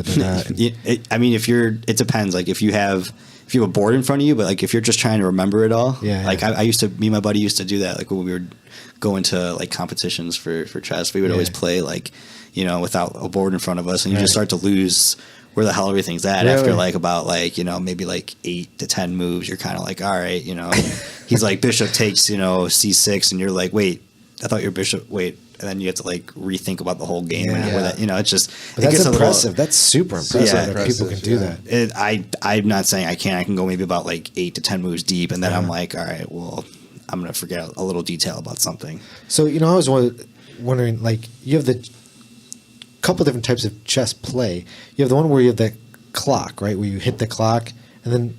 Is that like a faster? Or there's different time limits. So their standard is like usually like about an hour, like 45 minutes, sometimes like 30, depending on what it is. And then you have blitz, which is usually like about like 5 to 10 minutes. Is that the one where you see click? You're always anytime you compete, there's always a clock, and you have to use the same hand to move pieces as you hit the clock with. Okay. So it's like if you had your left hand, exactly. So whichever hand's closest, and so there's blitz, and then there's bullet chess, which is 1 minute on the clock. And and then after that, what happens when you reach that lose. Minute? You lose. Whoever loses, whoever loses on time first, or whoever's time runs out first loses. Okay, so 2 different timers, and you hit the clock. Okay, right. I never really understood the timing. Yeah, so those are the 3 main types: is bullet, blitz, and then just like longer standard. Okay. Magnus Carlsen is like one of the prodigy grand champions or grandmaster champions, and he's like number 1 in all 3 categories, which is like super insane. Like usually guys specialize in like quick chess or like long chess, but like this guy does it all, man. It's crazy how fast, like how high level of games can be played in like a 1 minute or 2 minute time frame. Like it's insane that like they can come up with these sequences. Just it's crazy. Yeah. Or just going to overtime. It's like overtime. Yeah. It's a lot of overtime. A lot of overtime. Usually there's a lot of finishes. Usually it's like a lot of flash finishes where you're like a lot of leg locks. But I think a big part of it is like people are starting to train for this rule set. I mean, EBI has become almost like a standard rule set. Yeah, but these two guys. Sure. I mean, if you're getting invited, you better be training that. Yeah, no, I mean it is. But like guys are also becoming a lot more savvy with leg locks and and stuff like that. So, but leg locks, like people started really hitting them hard, with like Gary Tone and everybody, and then but then you got like the old school guys that like Barrett Yoshida, who have been training leg locks for like ever, And he was at one of the EBIs, and I think he did fight Eddie Cummings, and I think Eddie Cummings did eventually heel hook him. But like it's just crazy to watch like the old school guys that were leg lock artists against like the new school leg lock system. Yeah. Damn. Orchard's rear naked choke is so That's fucking not nasty. Face crank. That's a face crank. Nasty. Oh, It's God. so nasty. Oh, tap to tapped. that. Yeah. It's nasty. Yeah. And he does You don't that wanna get in your jaw broken to that. He'll do that to you in a regular roll. Yep. That's how he roll. It's fucking incredible. Oh, he does that during regular rolls? Yeah. Would you stop it? He does. I did it to me. What are you talking about? I know, but I mean, I love the guy. Probably did it to you at like 10%. Okay, He just got a 100% he little- did that at 10%, but I'm saying that's something he doesn't. Right, he doesn't right. like not like at Maneka Trust we me, don't if do that he, stuff. if he did Yeah, that to most you, school- you would most be schools here don't. right now. Exactly. Most schools don't, dude. Yeah, But he's a fucking savage. But he's the nicest guy in the world. That's what I love. I love that he's that cool and Yeah, can but he do won't that. give you a flow roll. I mean, if you roll with him for 6 minutes, like You're going to war. for me, like he tapped me like fucking 8 times in 6 minutes. It was just Yeah. like boom, boom, Probably boom, mostly boom, leg you know? locks. No, it was everything. Oh, you know, everything. then I'd hide my Oh, feet jeez. and he'd take my neck. You know, Yeah. it didn't matter. Yeah. It's pretty fucking. That was, when I got to roll with Eddie Cummings when he came into town, and it like I wasn't like too into leg locks until I went to until I started like seeing all these like the new school leg lock game, and Nathan Orchard just won, by the way. That's nice. Yeah. But when I went to Eddie Cummings' seminar, that was like with the way he explained like how like leg entanglements work, it was like mind blowing. And then I met Gary Tonin, and I was just like, holy crap, man! Like these guys have the system down to like a science. It's You know what? crazy. Not only do they have the system down, but their personalities are fucking amazing. Did you see that new Gary Tonin commercial, Paul? A commercial. For Instagram commercial? I'll call it an Instagram commercial. For Diamond For MMA. Diamond MMA. That was It's the best. fucking hilarious. I haven't seen it. It's so fucking funny. Didn't I send that to you? Did you send it to me? I did send it Yeah, to I you. saw it before you sent it to me. Okay. But it is so fucking funny that, I mean, those guys are just really good at promoting themselves and just having fun with so much thing. Right. And they're world beaters. Right. It's so cool to see that. John, you a big Instagram guy? not a big social media Nope. guy. No. I have it. No, I have it John. because Sounds like a smart I have to for the businesses, but Yeah, right. otherwise I don't post a lot of stuff on it. I should post more. John, you don't mind that we tag your gym in every No, post that's that we do great. now, do you? No, any advertising that you guys want to do for my gym, I am. Okay, good. Any advertising? Don't tell Zito that. No, it's social media helps with bringing people in. Yeah. But I'm not. Yeah, so we're doing I'm kind of getting away guest from technique. it too. Like, Oh, I am. But guest techniques are all done in John's gym. So that's fucking This is awesome. going to be a great match for his combat jiu-jitsu match. This is combat it's combat, jiu-jitsu. yeah, the other Richie side of it. Boogeyman Martinez versus Bobby Emmons from Nice Guy And Jiu-Jitsu. isn't Denny's coming out of retirement and doing a super fight tonight? Is he? Yeah. No kidding. Yeah. oh, it's I think it's combat jiu-jitsu. Denny's doing a combat They're super about to fight. slap the shit out of Oh, each it's other. just he's not in the tournament. No, he's just doing it's just a super fight. Against who? I don't know. First round. I didn't know that. Can we discuss combat jiu-jitsu? Or is it- Yes. Yeah, Yeah, let's no. talk about it. What do you want to talk about? What's wrong? Like, There's love nothing it? wrong. I just want to hear your guys' opinions. well, the first one, I mean, it's kind of hard to have an opinion on it because it's so new. But I don't know. Let's see how this goes. Because I think the first time around, they were just hitting each other for the sake of hitting each other because they could finally. Yeah. But There was no system yet. yeah. I like to see it grow into a system. This is like a tournament of. This is a tournament style, right? Like four guys. Yes. 4-man tournament. Four-man tournament. This is crazy, dude. 2 wins will get you the belt. Oh, what's his name? Mike Beltran, right? Well, they gotta have a I follow him on UFC guy. Instagram. They gotta have a because it's combat. They gotta have it's Right. regulated, right, Paul? Right. Athletic Commission. Yeah. Right.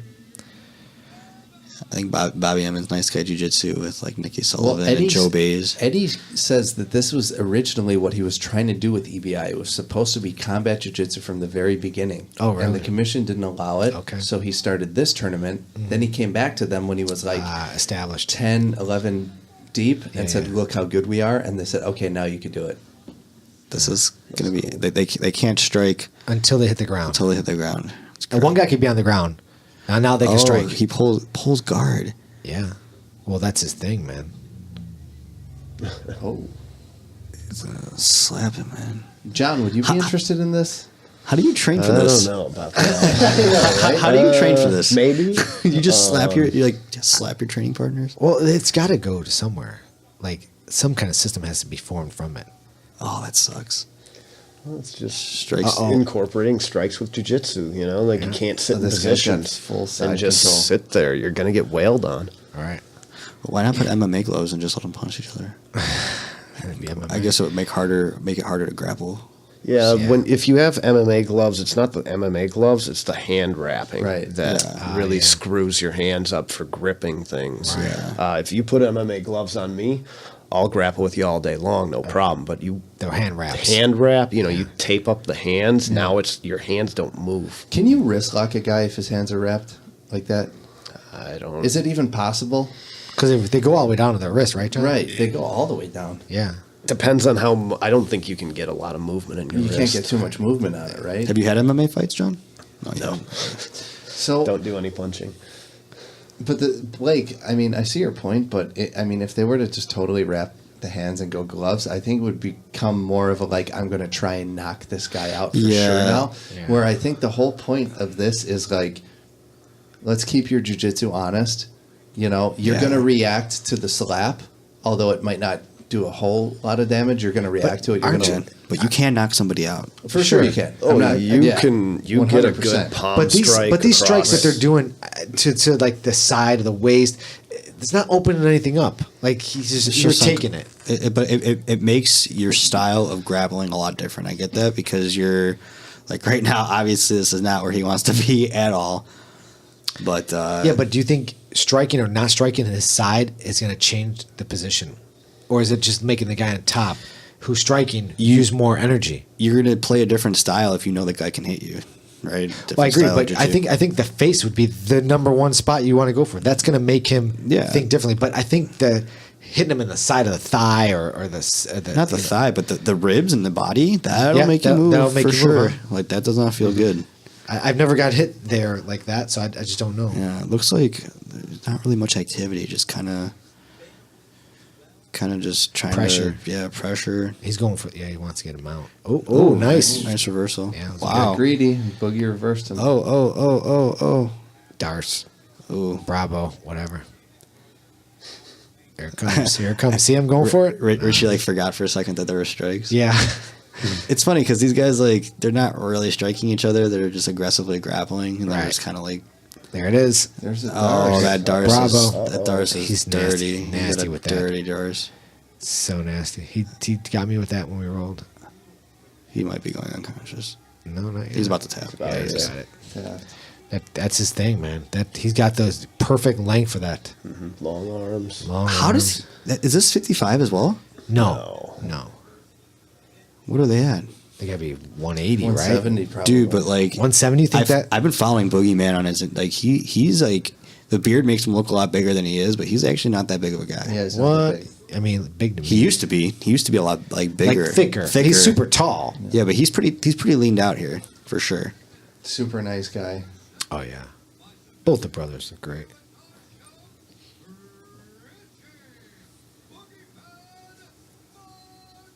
That's good, man. So now, So he wins one more match and he gets $5,000. No, he gets 10. It's Oh, he wins $5,000 10. per. Oh, it's $5,000 per per. submission. Wow. Right. Okay. nice. Who are the the other last two one guys? was 2,500. Okay. So you can only win 5. Now, does this tournament just is this before the semifinal? Is this all finished before the semifinals, or No. It No, just it'll be the first half, and then Yeah, they'll they'll do that. another round and Yeah. they'll have the second Right. combat fight. And then I don't know when Denny's fight's going to be, when that super fight. Probably right before the main event, I would assume. yeah, maybe? I'm trying to figure out when a good time to take a piss is. Anytime you want, man. Right now. Just jump up. No. Think the whole podcast is going to fall apart because you go take a piss, Blake? I mean, I don't know, man. Like, this could be your thing now. I mean, you do fight to win commentary. You come back here, do the fight. Thanks for the companion shout out, by the way. You're welcome, guys. During Mineko's match. Yeah, I wanted. Appreciate it. I was messaging Paul. I'm like, when do you want it? Yeah. Did you see all the flyers I put on the on your Yeah, table? yeah, I was just like, yeah. I'm gonna put a couple extra on this booth. Yeah, yeah. And they were pretty cool. They were really funny story. They were talking about. Actually, I went to the Kurt Osiander seminar there How was yesterday. it? It was great. I'll talk about that in a separate time. But they were talking about on Flow Grappling. I was like, okay, so is there any rules for like, you know, what we can talk about? Obviously, no cussing and stuff like that. They're like, yeah, just no racial jokes. And we're like, okay. I didn't think that. Pete the Greek. No, not No, maybe Kurt. Oh, yeah, that's right, Kurt. Osiander. That's So right. so they were saying when Kurt Osiander was on there, he was making like just like terrible racial slurs, cussing a bunch, just That's like right. being Seth said belligerent. that. And I guess the Flow Grappling like called the staff member, the representative from Fight to Win. I don't think it was racial slurs more than like racial stereotypes. Yeah, He was whatever using, the case may be, they were like, they're like, he can't be saying this. So they went down to Osiander, and apparently they were like, all right, so you're gonna have to cut this out, this out, and this out. And Osiander was just like all drunk, and he's like, man, that's pretty steep. He's like, I can maybe cut one of them. He's like, which one? He's like, which one? And so they're like, I guess they told him no racial jokes, but I guess they eventually like kicked him off the air. But they like made it nice. Like the promoter came out, he's like, hey Kurt, let me go get you a beer. Yeah. And then like after they were drinking, he's like, so did you just kick me off the air? He's like, I had to. I'm sorry. Did you listen to the episode with Seth and Missy? Yeah. I did. Yeah, Missy basically said that exact same thing. Yeah. I listened to that one. That was a good one. That was kind of funny. They were like throwing all each other under the bus, and they were talking about like everybody's role. I liked what they were talking about Missy. They were like, she's like the enforcer. Like if you send her to Missy, it's like, you know. For sure, man. Yeah, she's definitely intimidating. She's tough for sure. But she's actually like really nice. Yeah, she is. Really I brought her candy at the last Fight to Win. Did you? Yeah, and she was, because I was supposed to the first time, and I forgot, and I felt bad. And even though she didn't remember, I still brought her candy. So, have you gone to any of the Fight to Wins, John? No, I haven't been paying much attention to anything lately. It's actually badass. I thing saw they got it. going No, on. that- Like to watch it live, you should definitely check the next one out. yeah, it's crazy. It's awesome to be able to compete on it. I was so pissed I wasn't able to, man. Like when I got injured, first thing that went through my mind, I was like, motherfucker. Like, Yeah. you know, just training for a big Think tournament. we'll like ever see that match between you and Kyle? I'd love to. If they offered it again, I would do it for sure. I hope so. I was super excited. Yeah, about that would match. too, have man. been fun. I never had a chance to, you know, we've always seen each other at tournaments, but I never got a chance to compete against him. I think because he usually fights at 55 and I'm usually like 65 or 70. So You guys are very similar. That's why, because I've rolled with both of you, and that's why I kind of was really looking forward to Yeah, like, I would- how it would- this it one's would- going to go. it would have been a You're lot both of very fun. active too. it would have been a fun match for sure. I was looking forward to it a lot, but it was such a shame that I wasn't able to do it. Yeah, but, bummer, dude. Yeah, maybe I'll ask It's all right. Seth. I'll ask Seth if we can maybe try to do it this next upcoming one. Cause, Well, it's cool that you got to do commentary for it. Yeah, At you least, know, it wasn't you weren't totally out. You right. know, at least you had. It was cool being You able got to to be do that. involved. It was cool being able to do that, and it was kind of shitty because they messed up like the scorecard of the names, and so we kept announcing like the wrong names, and like people like were just like, hey, can someone tell these Flow Grappler commentators to get the names right? And we're like, fuck, well, like we're just going off of what we're reading here, you know what I mean? They had a couple of them, a couple of the lower, like the purple belt matches, a few of them were like wrong. I didn't notice that out of because- order. Well, I mean, maybe people watching live saw Probably. the whole stream front to Yeah, back, right. but Yeah. I think once the event's already happened, they put it out. Right. They piecemeal it match by Yeah, match. And the people that were watching live, You I guys guess. didn't make any mistakes in any of the matches I listened to. Yeah, it was cool, man. It was really cool being able. There was a lot of good matches, a lot of good commentary. You know, they made it pretty easy for us.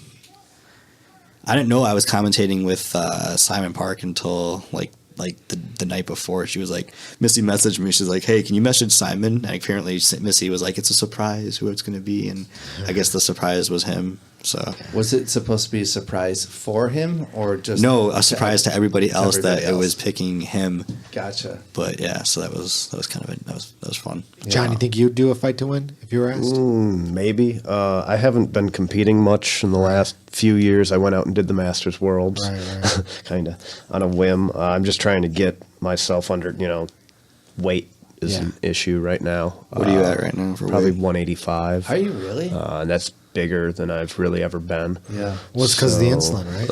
All right. So Yeah, is let's talk about is that. it dialing? So because I know a lot of people that are diabetic, but I never really got into like the specifics of it. I never really had the chance to. But so do you have to like dial in a certain to get your weight on point, or is this kind of like Well, trial and just- error? it- That they get you certain medication, they wing it back. What was happening before was that the food that I ate turned into blood sugar, basically, but I couldn't get the sugar out of my blood. It would basically I would piss it out. The insulin that my pancreas was not making is what gets the blood sugar from your blood into your muscles or makes fat. Okay. So that was not happening for me, and my body was eating itself. I ate through all my fat in my body, and now my body was starting to eat my own muscle, basically, because there was no fat left. Holy So as soon as I started taking insulin, then all the food that I was eating could actually get into my system. So as soon as I did that, like I said, my forearms, I could feel that they were thicker like 2 days after I started taking insulin. Really? And like I said, I was training one day at the Redzovics. I weighed myself on the scale downstairs, and I was 160. And I wasn't trying to cut weight at that point. Holy cow. So I was really, really light now. Down from what? What was your normal? At that point, I was probably about 170, 165, 170, but I was. You were down 10 pounds just for no reason. Basically, And you were yeah. like, fuck? So. Wow. So did you normally have a clean diet or not too clean? I ate a lot of pizza. Sorry, we have two pizzas here from Paisan. Speaking of pizza, what kind Yeah, of pizzas are these? I can We got- eat. we got As long as I sauce, take insulin, I'm pepperoni fine. and, cheese. Just the blood sugar or whatever. Having high blood sugar is toxic to your body, and long term effects will cause nerve damage, apparently, and a lot of other things. So that's something you have to constantly watch now. Yeah, I'm testing myself probably 4 times a day. Before every meal, and then I'm supposed to before I go to bed, sometimes before and after I train, and I need to keep it. I'm supposed to keep it around 100. I keep mine a little bit higher just because I train. So Just as long as you stay on top. Oh, of it. you can regulate how much insulin you take. yes, They don't give you a certain There's 2 different insulins. One's a long-acting insulin that you take every day, and then one is before every meal. Oh wow. So yeah, you take one to bring your overall number down, and the one to handle the meals that you're And eating. that's a shot you take, I'm assuming. Yep, I have to poke myself to test my blood sugar, and then I have to inject insulin. And that goes injected in what, leg, arm? Side, for the most part. Oh Side of the really? stomach, yeah. Wow. Is it a big needle or? No, they're real small needles. They are. Yeah, you can almost not. I use really even insulin feel needles it. to drain my cauliflower ear. Because they're that small. And like Oh, they you always can't say- use the small ones? You're supposed to because it hurts less. The bigger needles hurt more. The bigger needles will get do a They better drain job. more, though, Yeah, right? they do a better job, but I'm kind of a pussy, so. I See, was like, I'm getting this. My left ear is getting it now because I'm doing a lot more no gi at. dude, get collie ear. You ever hear of it? No. It's like Is it the magnet thing? It's the magnet that you can stick on after Yeah, you, but after you it's- drain it. See how it looks? It's really puffy in the center Just here get now. some wrestling headgear and wear that for a couple No, weeks. I don't like doing that now. I don't. I know, dude. It's like you get the cauliflower ear down low, like mid ear down. It's like Yeah, it's this not- sucks. You know, you want that cool one, like up at the top. Like you I know, got if anything, on the you right know? side here. I got mine right here. Yeah, see, that's where you want what's it. up. That's where you want it. Yeah, that's why it's weird. That's getting here in the center. See it right here? Paul? That's where I get. That's where I get but it. Right now it's hard right now. Yeah. But this will blow up. Yeah. Yeah, I just drain my ear like every day. Do you when really? I got, well, no, when I got cauliflower yeah. ear, You and have to. I've had it probably 20, 30 times. Yeah. And So I thought you had to go to a doc. Like Milos did mine, but I Right. thought that was not a common thing. But I guess it is just common to Super just do good. You that. think jiu-jitsu guys go to a doctor? Fucking I guess 80% of not. them aren't insured. I guess not. Obviously, they don't. So You know, the other 20% have to. What? I'm going to take a night off of training to go to the doctor. I don't Right. think so. So, John, how do you feel that now? Has this affected your jiu-jitsu, your energy level, your cardio, anything? my cardio sucks now that I'm about 20 pounds heavier. Okay. So I can it's tell, just you a know, like weight thing. my muscular structure is bigger now. It takes more oxygen, you know. So I've never really been real good at, I don't know, doing any cardio whatsoever. But I mean, for a guy who How do I likes, phrase this? for a guy who likes no time limit and like, hey, I really get into my groove around minute 10, where I'm like, you know, maybe just I'm done at minute 10. naturally has a good cardio. What's your resting heart rate? Is it low resting heart rate, John? Yeah, I don't know what it is, actually. I've but- been paying attention to mine a lot. I sit around 48 to 54 heart rate. That's pretty I decent. think mine's right, Paul? probably It's higher. pretty low. Yeah, that's low.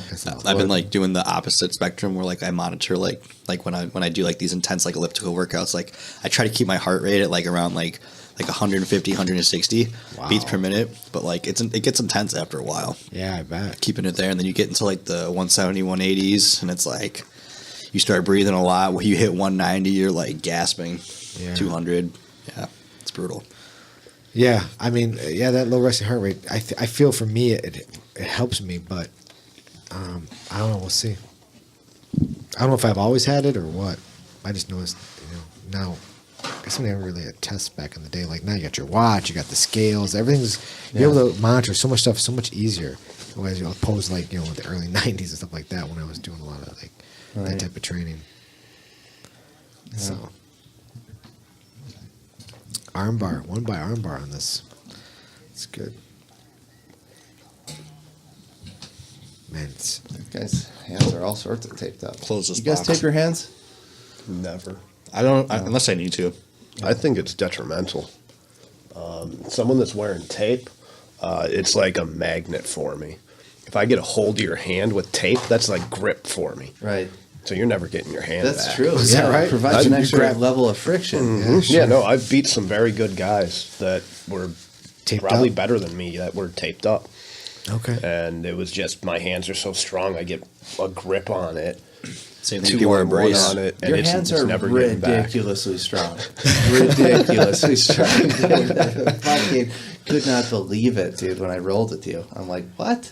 My hands are going to Jesus. be getting really strong. So I went rock climbing for the first time. You're today. still a blue belt. You got a ways to go. Yeah, I know. But so I went rock climbing. I've never gone rock climbing, and I found this place out in Glendale Heights called Vertical Endeavors. Yeah, I've been and there. and I've honestly, I was like, I always thought I would be good at it, and I was like, even though I've never done it, I just feel like I can do that. Right. And man, I killed it, man. I was like, just fucking like fish to water. Let me man. ask you It's something. awesome. Do you ever watch rock climbing YouTube videos? No. Oh, All the time, bro. You could lose hours of your life. Is that to right? Oh fuck yeah. No shit. Oh yeah. They're Dude, great. it was so much fun, Paul. I tell you, like I didn't know there was a difference between bouldering and then straight rock climbing or wall climbing, whatever. I don't know the difference. So bouldering is, this is new to me. So it's more like, so rock is basically straight up, nearly straight up and down, right? And then bouldering is like 15 foot high. Think and- of like the bean.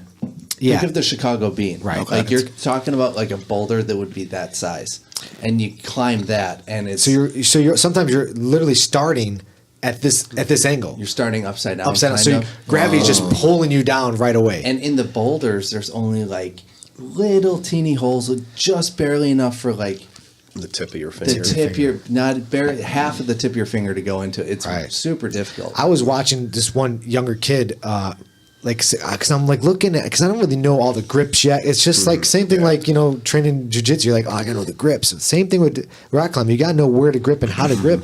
And I was watching this kid, like I was trying to go up this bouldering wall. This little kid, it must have been like, I don't know, 10 or 11 years old. Grabs on, he just comes up and he's like a little monkey up on that wall. It's unbelievable. I was super impressed. So I'm following so him. cool. I'm like, okay, after he's done, I'm like, I'm gonna try that, and I did that. And it was a lot of fun. And I think afterwards, my hands felt really swollen, like Yeah, you because super intense. But I'm thinking if I can do that once or twice a month, or once a week or something like that, I think that could really improve my gripping strength, because it's all forearm, and I might not be doing the right technique because that's why my forearms aren't be hurting so much. But I feel like that could really improve my jiu-jitsu. I mean, for sure. But like, if you find something that you could do twice a week to improve your jiu-jitsu, shouldn't it be more jiu-jitsu? I mean, Yeah, I would think that, but I really enjoyed rock climbing. Yeah. I do really all my do. push-ups on my fingertips. Okay. And that really? I'm just a savage. if you want something that helps Yeah, with your yeah, forearm yeah. strength, doing your fingertip push-ups really helps. Okay. I'll start that. I'll start those. What's like that a month. grip strength? It's that I want to grab you. I don't want you to go. You know what I mean? I want to just hold you there. all the chicken I eat, I kill it by biting its head off. Really? Oh man. In the gym. In the gym, yeah. Yeah. All right, so push-ups on your fingers. Now, No, Bruce I've Lee been- used to do that, right? I see Bruce Lee do that. My stuff. wrists are messed, so I can't do push-ups flat hand on the mat. Okay. So you're ever since high Oh, school. so you're up like this. In high school, I used to do whatever push-ups on my knuckles. on the fist. Okay. Yeah. And then just the last probably 3-4 years or so, I've been doing fingertip push-ups now. My wrists are getting better, but that really gets your hands strong. Try I that. want to try that. But When's the last time you did a push-up, Zito? I do them in class. If you want, there's We do other 'em part of the warm-ups. In the beginners class, we do. Oh, okay. when at the last place that I used to work at, I replaced the piston line, and we had these 80-pound pistons that were like castings, and they had a very small lip that you had to just use your fingertips to lift them. So I'd go and grab 2 of them and pick them up with just the fingertips hooked on this lip that was on the inside of the casting, and that really helped my forearms as well. So if you can find something that you're hanging Right, off of with just that grip. Yeah. or and your holding. coworkers were probably like, "You're insane." Yeah, everyone that And you're was like, with that I was wish I could working pick with up me. 3. If I could pick up 3, I would. You know. Yeah, but also, Paul, I'm using you're using different muscles in climbing. I mean, I'm using muscles that I probably have never used before. So that's why I say, I know doing more jiu-jitsu will get you better jiu-jitsu, but I'm thinking I want to build up my core, Your body. Yeah. my body, my core. I want it all to be strong. Yoga. If you were to pick up a second hobby, you would want it to be able to help your jiu-jitsu. Yeah, of course. When I go snowboarding, I feel it helps my jiu-jitsu. Anything I want to do, skateboarding, whatever it is, I want it to effectively elevate my your game. jiu-jitsu. Yeah. Yeah. So if I'm gonna spend time once a week or twice a month or whatever it is, and I enjoy climbing, I'm not a guy who's gonna go into the gym and lift weights. I'm not that guy. I'm not that guy to sit on a treadmill. I was trying to get a rock climbing wall here. I wish they would. John, you know what I was thinking about? asked. On the way, I'm like, you know what? Get rid of my skate deck wall right there and put a bouldering wall there. I'm really I thinking asked. You know about it. people have done that. What? Have you seen that?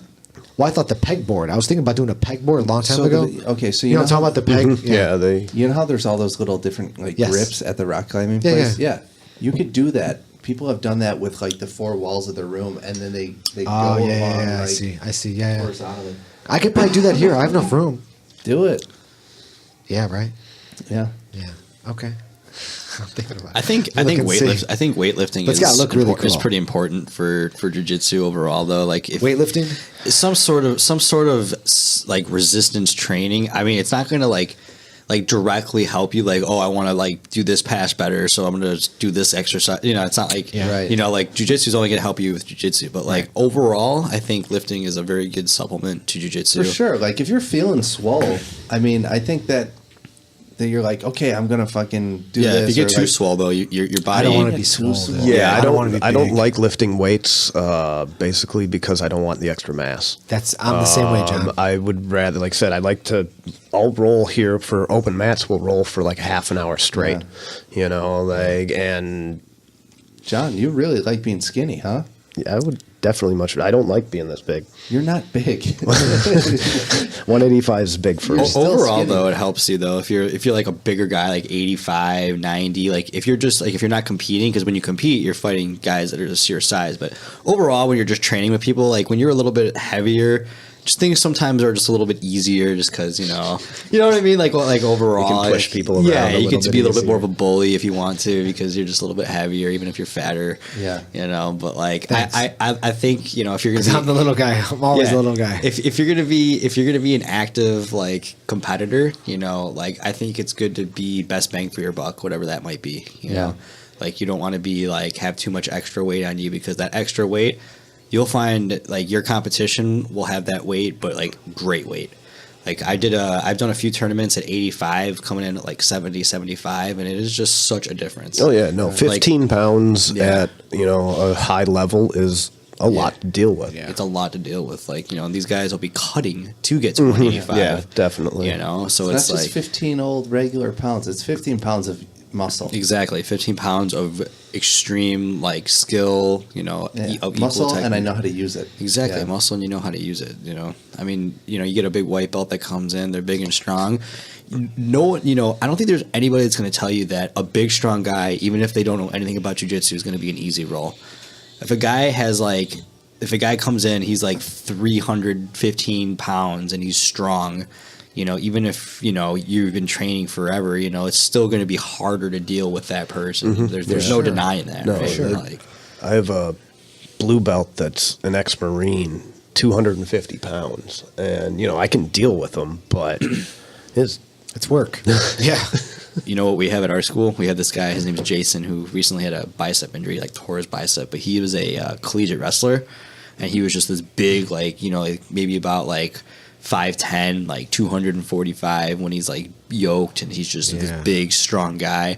And he was like, yeah, I'll get this jiu-jitsu a shot. And it's just so hard to deal with him. You get him on his back, and he's like, all right, I get it, that's where my weakness is. But I remember when I first taught him, I was like, okay, this is the over-under pass. And ever since then, that's just all he does. He'll just dive into your hips and just fucking bulldoze into them, and you're just you can't go anywhere. You know what I mean? Yeah. It's like you have to really work. If somebody you give the big guys with muscle just a little bit of direction on how to use that muscle, it's hard to deal with, man. You just have to be quicker with your you can't be lazy. Yeah, you can't be lazy. There's ways around it, of course, but it's just not. It's just there's no denying that size definitely strength definitely. It definitely plays a part. Isn't that what Eddie Bravo told Omar?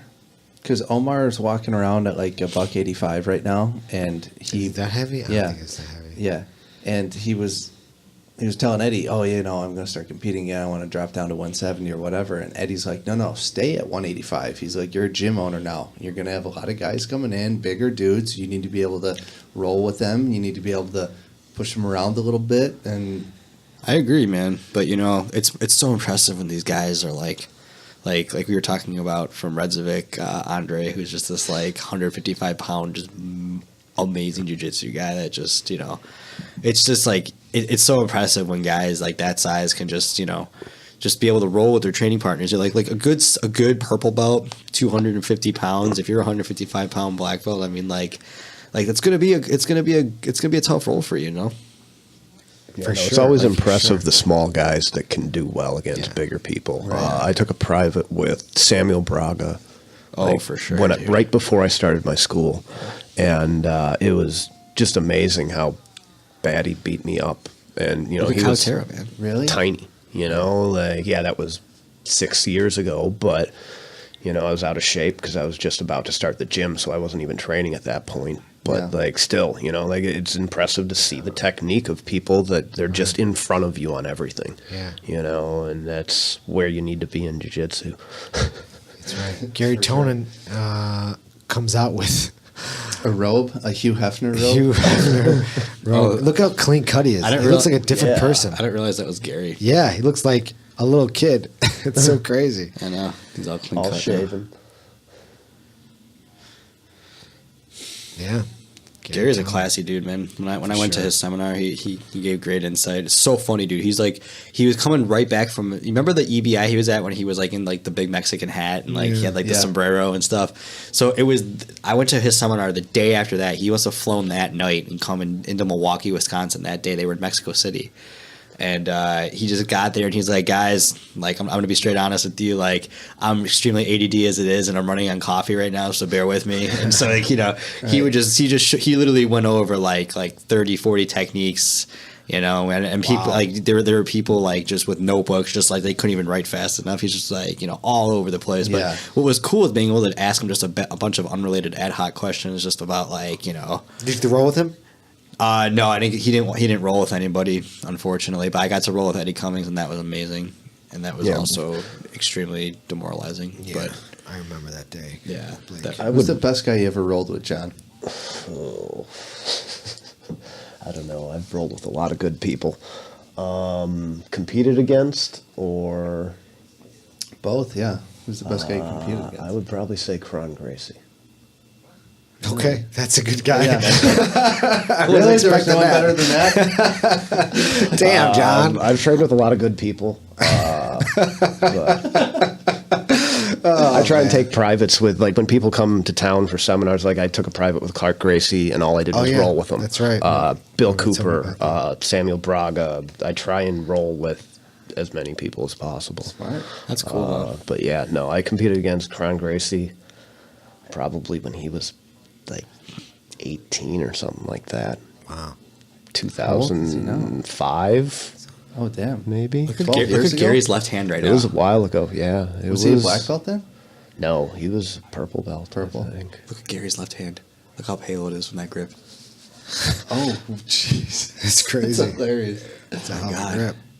He's got that inside Sankaku. So Gary's That's hand over. literally is turning white. Yeah. Because there's no blood getting to it. That guy is holding on for dear life. Well, look what position he's in. He's inside fucked. Sankaku. That's hilarious. That's Oh, he's getting out, though. That's a tough. No. Oh, nice. He got exit. out. That was a good. Yeah. Ooh, I don't know about that. Yeah. That was a nice observation, commentator Blake. Blake's new job. Sorry, man. I can talk about jiu-jitsu forever. People tell us that your episode on our podcast was like one of their favorites. Really? Yeah, That's you awesome, can man. post I this. appreciate that, guys. Thank you. I'm more than happy to come anytime, man. I have a true passion for this monkey business. Yeah. It shows. Fucking Gary Tonin, talk about a king of like transitions, man. Dude, did you see? That guy's like- Did you see his fight to win against Ryan Bader? Yeah. Not Ryan Bader, No, Justin Rader. Justin Rader. Ryan Bader. I know. I know what you meant. Yeah, just Justin Rader. That was cool, dude. Yeah. That was a super exciting fight. It showed he's got just incredible wrestling, and I believe he just signed with one championship, right? He's doing MMA now. Oh, he signed. Yeah, and he's got the Kimura trap here. Nice. It's just when you see him roll, you're just like, wow. He makes it look so effortless. His transition, his rolls, yes, it's amazing. It's so cool to going see. deep on an arm right now. Trying to transition to the back. Oh, triangle, beautiful. Oh, What beautiful. a transition. That was a great transition. Yeah, I would. Fuck. That guy's Gary all Tonin, kind of That fucked. sucks. Yep, there's a tap. Yeah. And it's over. Yeah. I don't see anyone beating Gary tonight. No, look at that. It's gonna be I'd like to go out and train with him. Yeah, huh? Yeah. Yeah. dude. I was thinking about it. His seminar was great, man. Like Look at him. He's a fucking beast, man. Like he just rolls through. He makes it look really, really there's simple, only too. one thing you have to know about Gary Tonin is that he won the absolute title belt at 155. Or no, I'm sorry. He competed at light heavyweight, and I think he was like 155 pounds and won the light heavyweight title at EBI. Yeah, That's what right. kind of guy Gary Tonin is. Yeah, So like right. he is a. I like the clean shaven Gary. He looks Definitely good. looks He's got his shit Yeah, together. he looks Oh, good. there's Gordon Ryan and Shiny Head, Yeah. Mr. John Donaher. What do you think of Gary Tonin tucking the rash guard into the shorts? I mean, he's been doing it for years. I do it. It's a wrestler's thing, dude. It's definitely a wrestler thing. Yeah, Definitely a That's- wrestler. I do it. wrestled. I do it. You tuck it in. You gotta have the loose baggy shirt with the athletic shorts, the basketball shorts, and tuck it in, super old school. Yeah, and then hike the shorts up. I don't Yeah. hike my shorts up, Yeah. but I definitely tuck my rash guard in my shorts. Oh, do you? Yeah, I do. I didn't know. Dude, there was one tournament I saw where I think it was Asher. He wore a singlet to a jiu-jitsu tournament. For the no-gi. It was so great, dude. I It was wish so great. now they've got like people wearing like high school wrestling wears shorts. And Yeah, that's the thing now, rash right. guard. They're now. getting rid I of the wish they singlet. would have done that when I was I know, in high right? school. We talk about that all the time. Yeah, That what- would and like I so was- many more people would have wrestled. I Right, think, that's if exactly they true. weren't Shit, wearing, yeah, we like, just had, shit like That's a that. big reason why I stopped. Guy started getting on my back, just rubbing it was not a pleasant experience. We had Anton. Anton Evans in. He said the same thing same as thing. you said. He said He you're going quit to see a because lot of more it. people wrestling He now. quit wrestling because of it. Right. Because he got No, a, you he's don't got a wanna- big you're- dick. That's the problem. Yeah. That's what he said. His dick's too big, and he I was think, embarrassed. I think he's he's like, packing "Fuck, heat, and it's just like, come on, you know? what are you he gonna do? doesn't want everyone to see. Yeah. I mean, if you got it, flaunt it, right, Paul? I guess. I mean, I was kind of like, when I heard they were getting rid of the singlet, I was a little like kind of upset. I was like, that's like, you know, the history of wrestling. You know, Yeah. it's very traditional. It's like you're getting rid. But yeah, if it gets more people into the sport, I'm all about it. Dude, this Keith Krikorian, man. So he's a late minute replacement for Keith Bill. is. I got to watch him at the last Subspectrum. He He won, I believe, the 145-pound title and the 155-pound title at Subspectrum, and been doing just tons of super fights, having tons of success. This Gracie Baja guy is really fucking good, though. He's no joke. Yeah, but, Keith has nothing to lose right now. Right. And sub only, and, he had such a tough first-round match, and this, You know what? Actually, Gracie Baja, I just unfollowed them today on Instagram. Why? You want to know why? Honestly, they post way too much. Like, my whole Instagram feed was fucking Gracie Baja. I'm like, what? How many fucking posts do you need to put in one day? It's just too much. Like, I couldn't get to my other, things like people like to see and stuff like that. It was just way too much. I'm like, I can't do it. I want to follow them. I want to support them, but way too much. If you post too much, you're going to lose me for sure. I can't. Like, there was like 20 or 30 posts. Like, every post, I'm like, what am I doing? Am I only following Gracie Baja? Right. I can't get to, because then, someone else will repost it, and then they'll repost it, and it's just like, come on, man. Yeah, no. I wish that Instagram would come up with a better algorithm so you don't see repeat posts. Like, once you like something, and if someone else posts it, you don't see it because you know it's a repost. Sure. Because sometimes, like, even for Fight to Wins, I'm following Seth, I'm following Fight to Win, I'll follow, some other people, and now I'm getting, like, all these repeats during Instagram, and it's driving me fucking crazy. Yeah. Keith Krikorian just got face cranked. Yeah, he did. That Told you, sucks. this Gracie Baja guy is no joke. I don't know his name. What's his name here? Valente? Yeah, you're right. That's it. Yeah. Got a Gracie Baja, Texas. Might be Draculino. If so, not surprising because Draculino is a monster. Lucas Valente. Yeah, it's good. Good guy there. Got it done. Yeah, but Keith had such a rough first match. Oh, there's Draculino right there. That answers that question. Yeah, that first match was long. I think most of the ones went to overtime, right? The last few. So far, Gary's the freshest, I'd say. Look at that. Yeah, that's the thing about getting through a tournament. If you can get in and out, that's the thing. Quick. Your next match is gonna be so much easier. Can't have these wars. These wars in there, 10-minute, 3 overtime rounds. If I have a real tough first round match, I can be like, oh, I'm not winning this tournament. You already think you check out? I already kind of check out, whatever, John? Sometimes it's hard to stay. Paul was like that. Paul, after his first win at Worlds, he was checked out, man. I've never seen him check out like that. He was fucking. Competing's a different kind of grappling, dude. Yeah. I know, I kind of just understand how much energy I can expend in my first round. And, if I walk through, I had a tournament out in Columbus, Ohio. It was the Gracie Worlds. I had 5 matches. Okay. And I walked through the first 4. Nice. And you could just see the guys that I was going up against, they were just tired. Yeah. And by the time I got to the championship match, there was a professional camera crew on this guy. I don't even know who he was. He was Alliance Atlanta. And I finished him quick too. He was tired. He was good. Yeah. Really good. I don't know that I should have beat him. That's what they say. Fatigue makes a coward out of all of us. Yeah. It's fatigue, man. When you get tired in a tournament, dude, it's a scary feeling, because you're already if you start to get tired, like so much of it's mental, the second you start to give up on, you're like shit, you start to get insecure, then your whole entire game changes. The second you start to lose confidence, the second you start to feel fatigued. That's why Zito busts my balls out. He's like, dude, you should do Fight to Win. And I'm like, I don't know, man. I'm not that great of a competitor. And he's like, yeah, but nobody could beat you first round. He wins all his first matches. Well, dude, the second match. That's the thing. That's it. He's good for that one. Well, different kind of preparation. It's a different man. game for if you only have one match, you know you only have one match, and it. you can give it everything you got in that match. Yeah. Fight to Win's the shit for that. Just super fights in general, man. Yeah.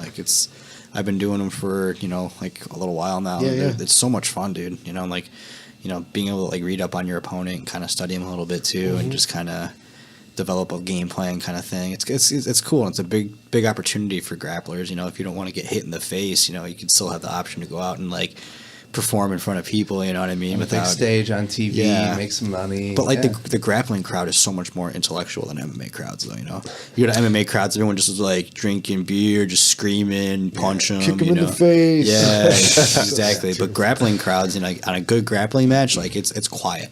Yeah. Unless of course you've got like, you know, like at the last fight to win, it was like Bonsai versus Redzovic, and the crowds were just going absolutely crazy. absurd. Dude. It was awesome. Wasn't that cool? I love that it. was I so love cool. it. Was Seth great. was really happy about it too. Yeah, like, he was. It was cool. It was cool being able to commentate. Like it was just But I being kind of right like there on the action. I kind of It was liked cool. the ADCC playing a little music in the background. Now I dug it. Yeah. I dug that, but I totally agree with Seth by like, no, I like being the quiet also, like people, for you know, the pro for the matches. pro matches. But Seth said we play music during our tournaments. during the tournaments. Yeah, I like that. right. I think, you know, a new breed or whatever tournament should definitely play some fucking Definitely. music. Why the fuck not? Keep the vibe When we going have in the open place. mat here, it makes the time go by Doesn't a lot it? quicker. You It's know, like fucking you kind of great. lose Yeah. yourself. You don't hear yourself panting for the most part. You don't hear the other guy like, You know what? Oh yeah, Serafin has music playing too. Everyone does. Yeah. Do you guys find that you change your role depending on what song's on? Sometimes. I'm not kidding. Do you, Paul? I do too. Like if '90s hip hop comes on, like I'll definitely have a little bit of like, Okay. you know, Yeah. bounce to my step and a Okay. little bit of swagger to my role. You know what I mean? Like Sure. I'll try and keep with the beat. I like rolling to like metal. It's my favorite. Do you? Yeah. Yeah, same here. A lot of people Really? like Yeah. that. You Metal. like that too? Yeah. Like what kind of metal? Like Metallica metal? No, like Lamb of God. Like Like screamo who? shit. Right? Wait, who? Like Lamb of God. You know, like don't know that. I don't know that. Not quite. You don't know? You never heard of Lamb of God? I've Really? heard of them. I don't know that. There's like, you know, not like crazy metal, progressive metal, like Animals as Leaders, Intervals. Tosin Abasi is a great. Are you guitarist. speaking English right now, dude? I have no idea what you Yeah. just said. Oh, what sorry. the fuck was that? Musician world. Wow. Yeah. Check out Tosin Abasi if you ever want to see a badass Tosin? guitarist, dude. Seriously. Really? Animals as Leaders, big progressive band. Oh, Progressive okay. metal. Yeah. Because you play awesome guitar. Obviously, you were here last time. Thanks, man. I don't see you doing like heavy metal though. It's You know, crazy. I really don't. I just appreciate listening to it just because Yeah. it gets you kind of like pumped. You Sure, know what yeah. I mean? I like it. I'm not, you know, I love pretty much all types of music. I'm not a huge fan of country, but like Why not? everything Why not, else? Mike? Everyone, how come everyone I talk to, everybody I've 'Cause, ever like- spoke to, everyone said I'm not a big fan of country. I don't drive Who the around- fuck I are don't all these drive country I'll tell you people? why right now. Who are all these country people that listen to this shit? Here's the I don't deal know with- everyone, Here's but- the deal with country music. Country music is a party. Okay, it's good around a bonfire. It's good if you're cracking beers and you know, but the lyrics are just so remedial. It's hard to call it So art, basic. you know, Yeah. because it's like Some I of just them are don't- catchy. I just Some don't like songs the, are catchy. I don't like the sound of it. I don't like the twang. I'm just not a huge fan of like that or like bluegrass or like anything like, you know, it's just not really my thing. no. But if you go on like country music top 10 right now, it is It's the garbage. most remedial Garbage. lyrics I mean, like no kidding. Like I'll write that shit right now. Yeah. I'll write a country song right now for you. And that goes for like So a lot simple. of the mainstream music too. Like, you know, like they don't even write their own music anymore. It's like all just a production business now. Yeah. You know what I mean? It's Yeah. just Yeah, it's all big business. you That's know, it. not to take in like, you know, some of them are like, you know, really talented inherently, but like still, you know, like people that actually have talent, they still have like so many people that come in to modify their music and make it perfect for their niche market or whatever. You know. Got a barbecue stain on your white t-shirt. You were killing me in that mini skirt. You know, it's like that. Is that real lyric? That's You just made that's that a up? real lyric. He listens That's to a that on real his free lyric, time. and it's like they're all like that. Yeah. They're all like that. It's like Yeah, I mean, you know, old school country, like where you start to divvy out a little bit, you know, like isn't as bad. Okay. You know, like Cash isn't bad, you know, Johnny Cash. Right. He's considered country. I mean, I'd say so, right? Okay. Yeah. All right. And, you know, like, it's not like, you know, I dislike country, but, like, I'm just not a fan of, like, I'm just not a fan of mainstream music in general. I'm kind of ashamed of our generation, to be honest. And Really? For more ways than music. Yeah. what? Let's get into it, Blake. Where do you want to start? How old are you? How old am I? 25, right? I'm 26. So you're a millennial. Yeah. What do you think I'm entitled? Is that No, what the next, is that the next comment? I'm just saying that's the category you fall into, right? Yeah. Paul, you can't. Don't what's the thing that you guys do now? The whole like where they're like Be offended? triggered. They're triggered. You can't you're trigger triggered. them. Yeah, that was a microaggression I just had Yeah, against no you. microaggression, no Right. triggering Yeah. the young. The Do we young need guys. to find you a safe space? I don't know, man. Yeah. This area seems pretty safe. Oh man. All right. So what about your generation that annoys you?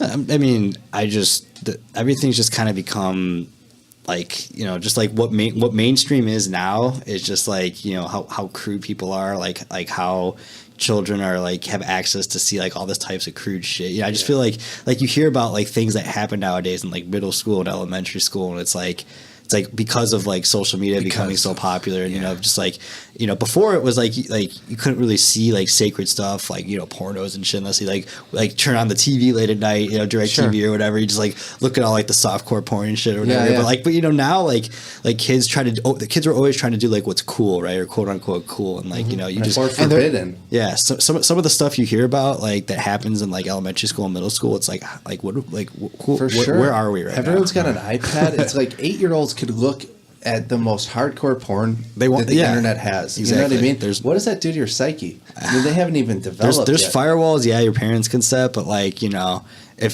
the problem is the parents. Exactly. Who's raising the kids? Yeah. The parents are doing everything. I'm not trying to generalize and say, but like, you know, there's just a lot of scenarios like nowadays where you just see a lot of just that, and like, you know, everyone's so sensitive nowadays, you know, with like, you know, Everyone's a victim. Don't say Nerf the the wrong world. thing. Everyone's nerfing the. Don't say the wrong thing on social media today. Right. Yeah, you can. You might end up getting blacklisted. It's when I hear that when like any kind of crazy thing happens in the world, whatever it is, the Vegas thing and stuff like that, and then these people get on social media and start talking about it. It's almost like, what the fuck are you doing? Like the you know, people get in trouble for saying the wrong thing or making a joke about something. You know, it's like too soon or whatever it is. I really, it blows my mind. I just can't believe people just haven't figured shit out yet. Well, yeah. Like, remember? what are you thinking when you Remember do this after shit? the election when Trump got elected, and it was just like you open up Facebook, and it was people were suddenly political experts. Yeah, political experts and insane. And I'm not just talking about like this Crying. is bullshit, blah blah blah. I'm talking about you're scrolling through pages of fucking Right, like yeah. they blogs. And they did a posts. whole post. Nothing that else must to have do. taken them an hour. It's so ridiculous. And you know what I liked, because I grew up where there was no internet. So we had like, you know, we had to call people on the phone if they weren't home. That's the way it was. You just didn't know where the fuck they were. You just had to meet up at a certain You point. had to know their number off by heart. Yeah, know the number by heart, right? Or write it down in a phone book, you know. I forgot you're Masters 3 now, aren't you? Yeah, I am Masters 3, yeah. So Do you remember those days, Blake? no, he Huh? doesn't know. He doesn't know anything like that. I don't remember those days. I'm only So 26. then the birth of the pager. So now we can actually page our friends, like, hey, where you at? And then they pick up a pay phone on the corner and Like call a us up. pager is this little. I'm aware of what Okay. a page. Yeah. So then we had I'm not- pagers, and I'm not dumb. then you know the cell phone comes out, and we barely get cell phones now. We can call each other, and you know I grew up in this era or this time period where I went through these phases, you know, and I think me personally, I think that the younger generation now who they have no idea what, you know, before cell phones, before you'd be able to get a hold of people. before instant contact with the world. Instant information high. They could just get that constant like information, and then the likes on Instagram, and I got to post this, and I was just walking around, and I'm listening to other people's conversations. You know, I'm out at lunchtime, you know, eating lunch and stuff like that, and just listening. You know, I'd like the table and listen. So I'm listening to these younger people's conversations, and it's all it is about social media. Oh, I posted this. This girl commented on it. Oh, this girl liked it. This and that. Oh, she reposted my. It's all it is. So weird. And then they're all on their phones while they're talking That's about it. it. Yeah. It's bizarre. It's like there is no really like. It's so superficial. Right? It's so superficial. There's nothing being said. There's no substance here. Nothing. It's exactly right. I'm like, this is Just insane. a bunch of people trolling. I will say They're gonna take care of me when I'm fucking 80 years old. This is Yeah. I'm fucked. You're I'm gonna fucked. have a bunch of I'm memes screwed. of you in a Exactly. nursing home bed. I'm so fucked, man. Because I no one think- cares. It's gonna be so. It's a John's complete like, superficial that's world. what I'm talking about, man. Right, John? You guys are finally figuring it out. Yeah, I John, just keep what are my we mouth doing, shut. John? Where are we going, John? To hell. 'Cause John, you're John. How old are you, John? 38. 38. So you and I are very similar in age. Yeah, So no, I you grew up can in the appreciate that. country, north of Milwaukee. we'd walk to our neighbor's house, knock on their door. Right. Hey, what's up? Right. Yeah. No, that doesn't happen. No. Yeah. No. You knock on someone's door, they're like, "Can you see the no soliciting sign on my door?" Cops pull up, guns drawn. I mean, one of my clients, I walked into the office and they have a big clear cabinet, all cubby holes. Everybody's cell phone goes in there. Yeah. You walk in the door, you put your cell phone away, and you go to work. It's got lock and key and all that stuff. Really? Yeah. No cell phones in that office. Yeah, wow, no cell phones in the. It's a metal fabricating company, Okay. so they don't. No, man, that's it. You put your cell phone away, then go do your job. Wow. That is, I'm a big believer in that. I think, the productivity at work is decreased because of fucking social media. For sure. You know how many clients call me up? Listen, we got to block Facebook. We got to block Instagram. It's like the list goes on. It's like, okay, we can't stop there. We got to block YouTube. We got to block MS. We got to block everything. I got my Tutaj Brazilian Jiu Jitsu website blocked at work. Get out of here. Do you really? Oh, shit. Like too many people were on it apparently at crazy. work, and they blocked it. Wow. What kind of shit you posting on there, man? Like you said, you're not into social media, man. Nothing. My roommate has an iPhone. His battery was like he couldn't keep it charged. It was just kept draining. Like it wouldn't even last like an hour. So he finally took it in the store, get the battery replaced. He didn't back it up in like 2 years, so they're like, this is gonna have to stay overnight for like 24 hours while it's backing up to the cloud or whatever. Sure, yeah. So he's without a phone for a day. Yeah. And he was like, bro, he's like, I'm fucked up. Wow. Like I didn't realize how fucked up I was How until old I is he? didn't have. He's my age. Oh, he's your age, okay. 32. He's like, till I didn't have my phone for an entire 24 hours. Yeah. He's like, I'll be driving my truck, just kind of like, boom, pull up to a red light, and then all of a sudden, like, I reach down to the cup holder to grab my phone. Sure. To kill the 40 seconds I'm going to be at the light, Right. and it's not there. And he's like, I just had to like look out into the world. And look at everyone else looking down at their phone, wishing I was them. I actively stay away from my phone now. I had my school on Madison Street before, and there was a stoplight at Madison and Des Plaines, and I thought having a sign outside would be a good thing. It didn't matter. No. People sitting at the light were everyone looking down. Yeah. Like no one's paying any attention Right. to anything around them. Everyone's got their phone in their It's lap. not just at stoplights either, which is the scary part. No, And you watch people's eyes when they're driving. Yep. You see a lot of people glancing down, like all the time, looking at their phone. That's why I don't ride a bike anymore. I can't ride my motorcycle for that reason. Can't do it. Too many people. Smart man, dude. It's true. It's just not worth it. Even like riding a bicycle in the city, dude. Like, oh god, it's gonna be a fucking I was nightmare. going to work one day, and I was pulling out of the alley when I was over on Madison Street, and I was going slow out of the alley, and I saw this bicycle on the sidewalk just buzz right in front of me, and I was like, "Oh, wow!" Like if I would have been going a little bit faster or a little bit earlier, I could have hit him. And he's booking down the sidewalk, and I was just like, man, that's not good to be riding that fast on the sidewalk. And I got up to the metro station, a bus turned right, and he hit the bus. I saw him on the ground. I was just like, oh, I don't know. I was on my way to work. Shit. I had something to see. I just, like as I pulled past, like a deja vu kind of like, oh my God, I could have hit this guy. Cow. And then sure as shit, like 3-4 blocks down. Ouch. Now, I never thought, like, I look at people riding bicycles, and I know we talked about this before, but, like, I just think that if you're on a bicycle and you're in the left turn lane on a fucking main street, like Des Plaines and 26th Street, like, why the fuck are you stopped at that light? Like, you're not in the city. Get the fuck out of the way. Why are you in the middle of the fucking... Right. You're in the suburbs, man. Right. Like, what are you doing? Just go to the sidewalk, go through the fucking gas station. What are you doing? Yeah, no suburb cop's going to ticket you for being on the sidewalk. No. For 50 yards. Come on. I mean, I just think it's to be in the suburbs and to be in a fucking left turn lane on a bike. Okay, in the city, maybe. I can see it. But not in the suburbs, man. I went to school in Madison, and I had a bike, and I rode around all the time. I almost got hit probably 3 or 4 times. Yeah. And I don't know that I'd ride a bike in the suburbs. Yeah. I grew up riding on the sidewalks. I don't see any big deal with riding on sidewalks. Like going through. Because you grew up in the outskirts of the city. Yes. It's almost like a suburb where you grew up. Right, You right. know, Cicero, but Right. where you could ride on the sidewalks, no one's going to give a shit. No one give a shit. The city, Can't where do there's that. like Well, of course. every It's 20 foot, there's some super populated. lady walking a kid in a stroller and a dog. Yeah, and yeah. But, you know, you can't do it. No, I agree. But they're coming out. I don't know if you guys if you guys own cars that are like 2016 and to present, but there's Apple CarPlay now.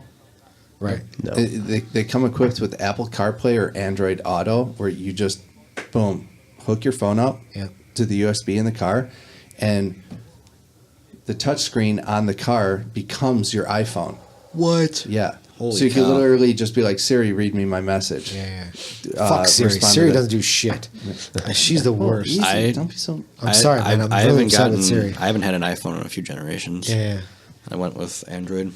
I mean, I always Google had Android. Google's got it down when it comes to like, you know, talking back. What do you like, Hey Google or Okay Google? Or I don't really something use like it that much. I don't use that. You really don't? My brother I uses use it a voice lot. to text a lot. And it's pretty good? But I don't ever Like every time use I ask Hey Siri Google. something, she's like, okay, here you go, read it. I'm like, fuck, am I asking you a question for to pull it up? I could just type it if I need to pull it up.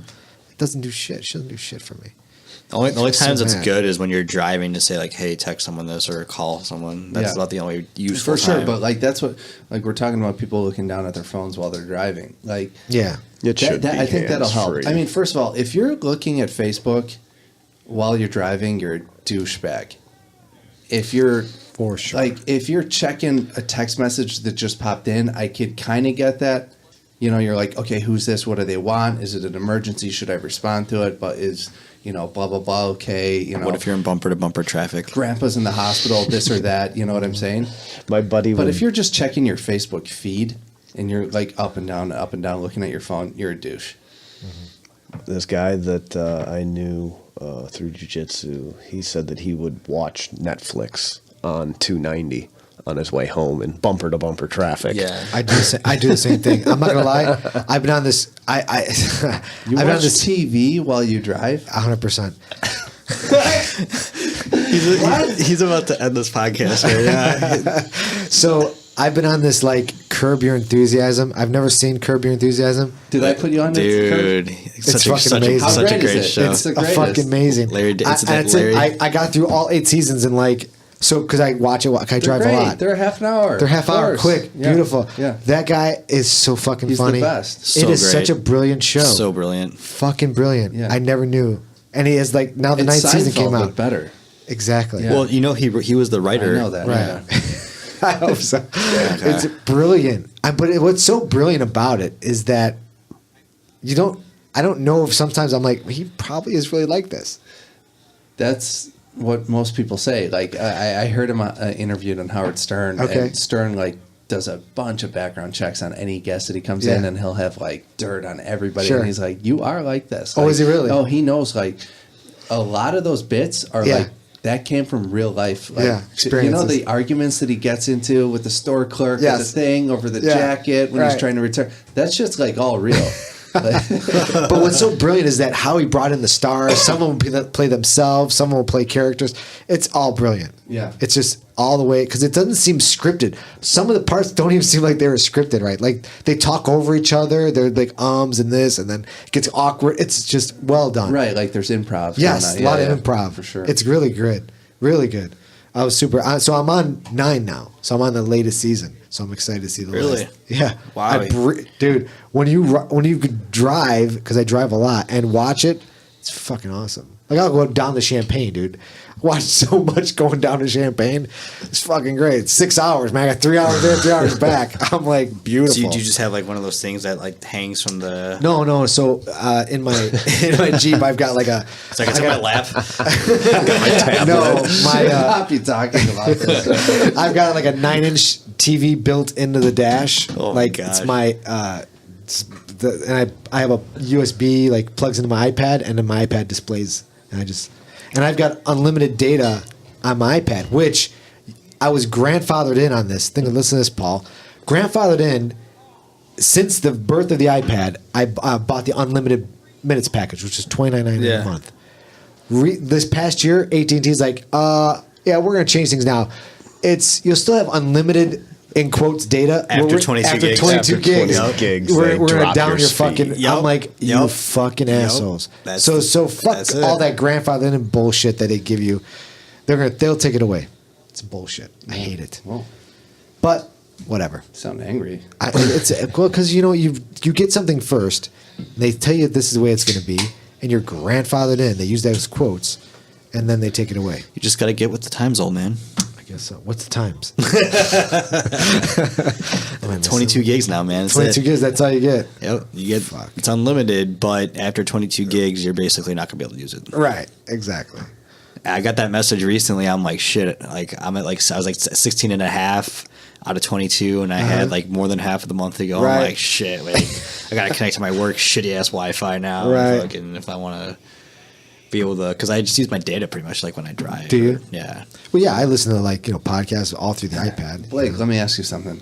Go right ahead. With we're just talking about like millennials and your generation, and kind of upset with maybe the pussification of society now. In quotes, huh, Paul?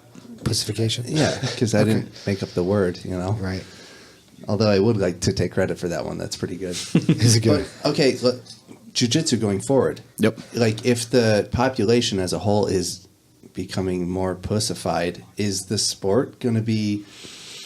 No. Is it going to... Well, I mean... I don't think so, because I think like once everybody starts training, everybody starts to get that sort of like you can meet people that train jiu-jitsu and be like have like a very relatable like kind of like there's like this kind of persona that like you kind of take on where you're like your hostility level kind of takes like a real big back seat when you start training jiu-jitsu. You know what I mean? Like you just become like a personable person. So I mean does it have to do with being a quote unquote pussified millennial? I don't know, but I don't think that's gonna. I don't think those guys who are like that are trained jiu-jitsu. Yeah, but right. But if society in general is all moving towards that direction, eventually we're gonna get some of them. Eventually the world those people just won't train jiu-jitsu because they won't be able to handle it. I mean, you got they won't. You got 19-year-olds storming the beaches in Normandy back in World War II with a cigarette in their mouth. You know what I mean? Those were like completely different men than we're talking about today, right? But what would their jiu-jitsu have been like? That's what I'm trying to get at. Think about anybody that truly grew up in like a spoiled sort of environment where you're like, or if you're just super sensitive and like kind of like a quote unquote pussified, whatever you want, whatever that might be. I don't even think you'd be able to get through boot camp. You know what I mean? Like I feel like they would like the sport would just weed you out. Because you have to be kind of a tough savage to. Be in that situation. I feel like at least be drawn towards it. Yeah. I have a friend who I will not name, but he knows what I'm talking about, who is a self-proclaimed communist because he believes in, like the whole socialist communist thing where, even distribution of wealth. I'm a super fan of Bernie Sanders and everything like that. And you're friends with him? Why? Huh? Why are you friends with this Because person? he's a very close training partner of mine. Okay. And, All right, so we've narrowed it down to fit to defend. You guys know him too. Oh, shit. What belt rank is he? I can't give that kind of information. Just give us the belt rank. If I give you the belt rank, it's going to give it away. Obviously. Fucking Orchard just had an amazing back take, by the way. I just saw Holy I wanted to watch fuck. his matches. Yeah. Paul, it was fucking awesome. Why That was a crazy back Stop take. distracting me. Yeah. Right. That was really good. That's fuck. He like threw himself on his back. I was asked a pretty loaded question. Yes, you were.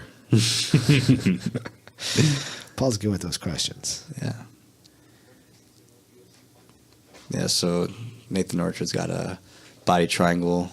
On a standing Kimura body trap, triangle. standing Kimura trap standing.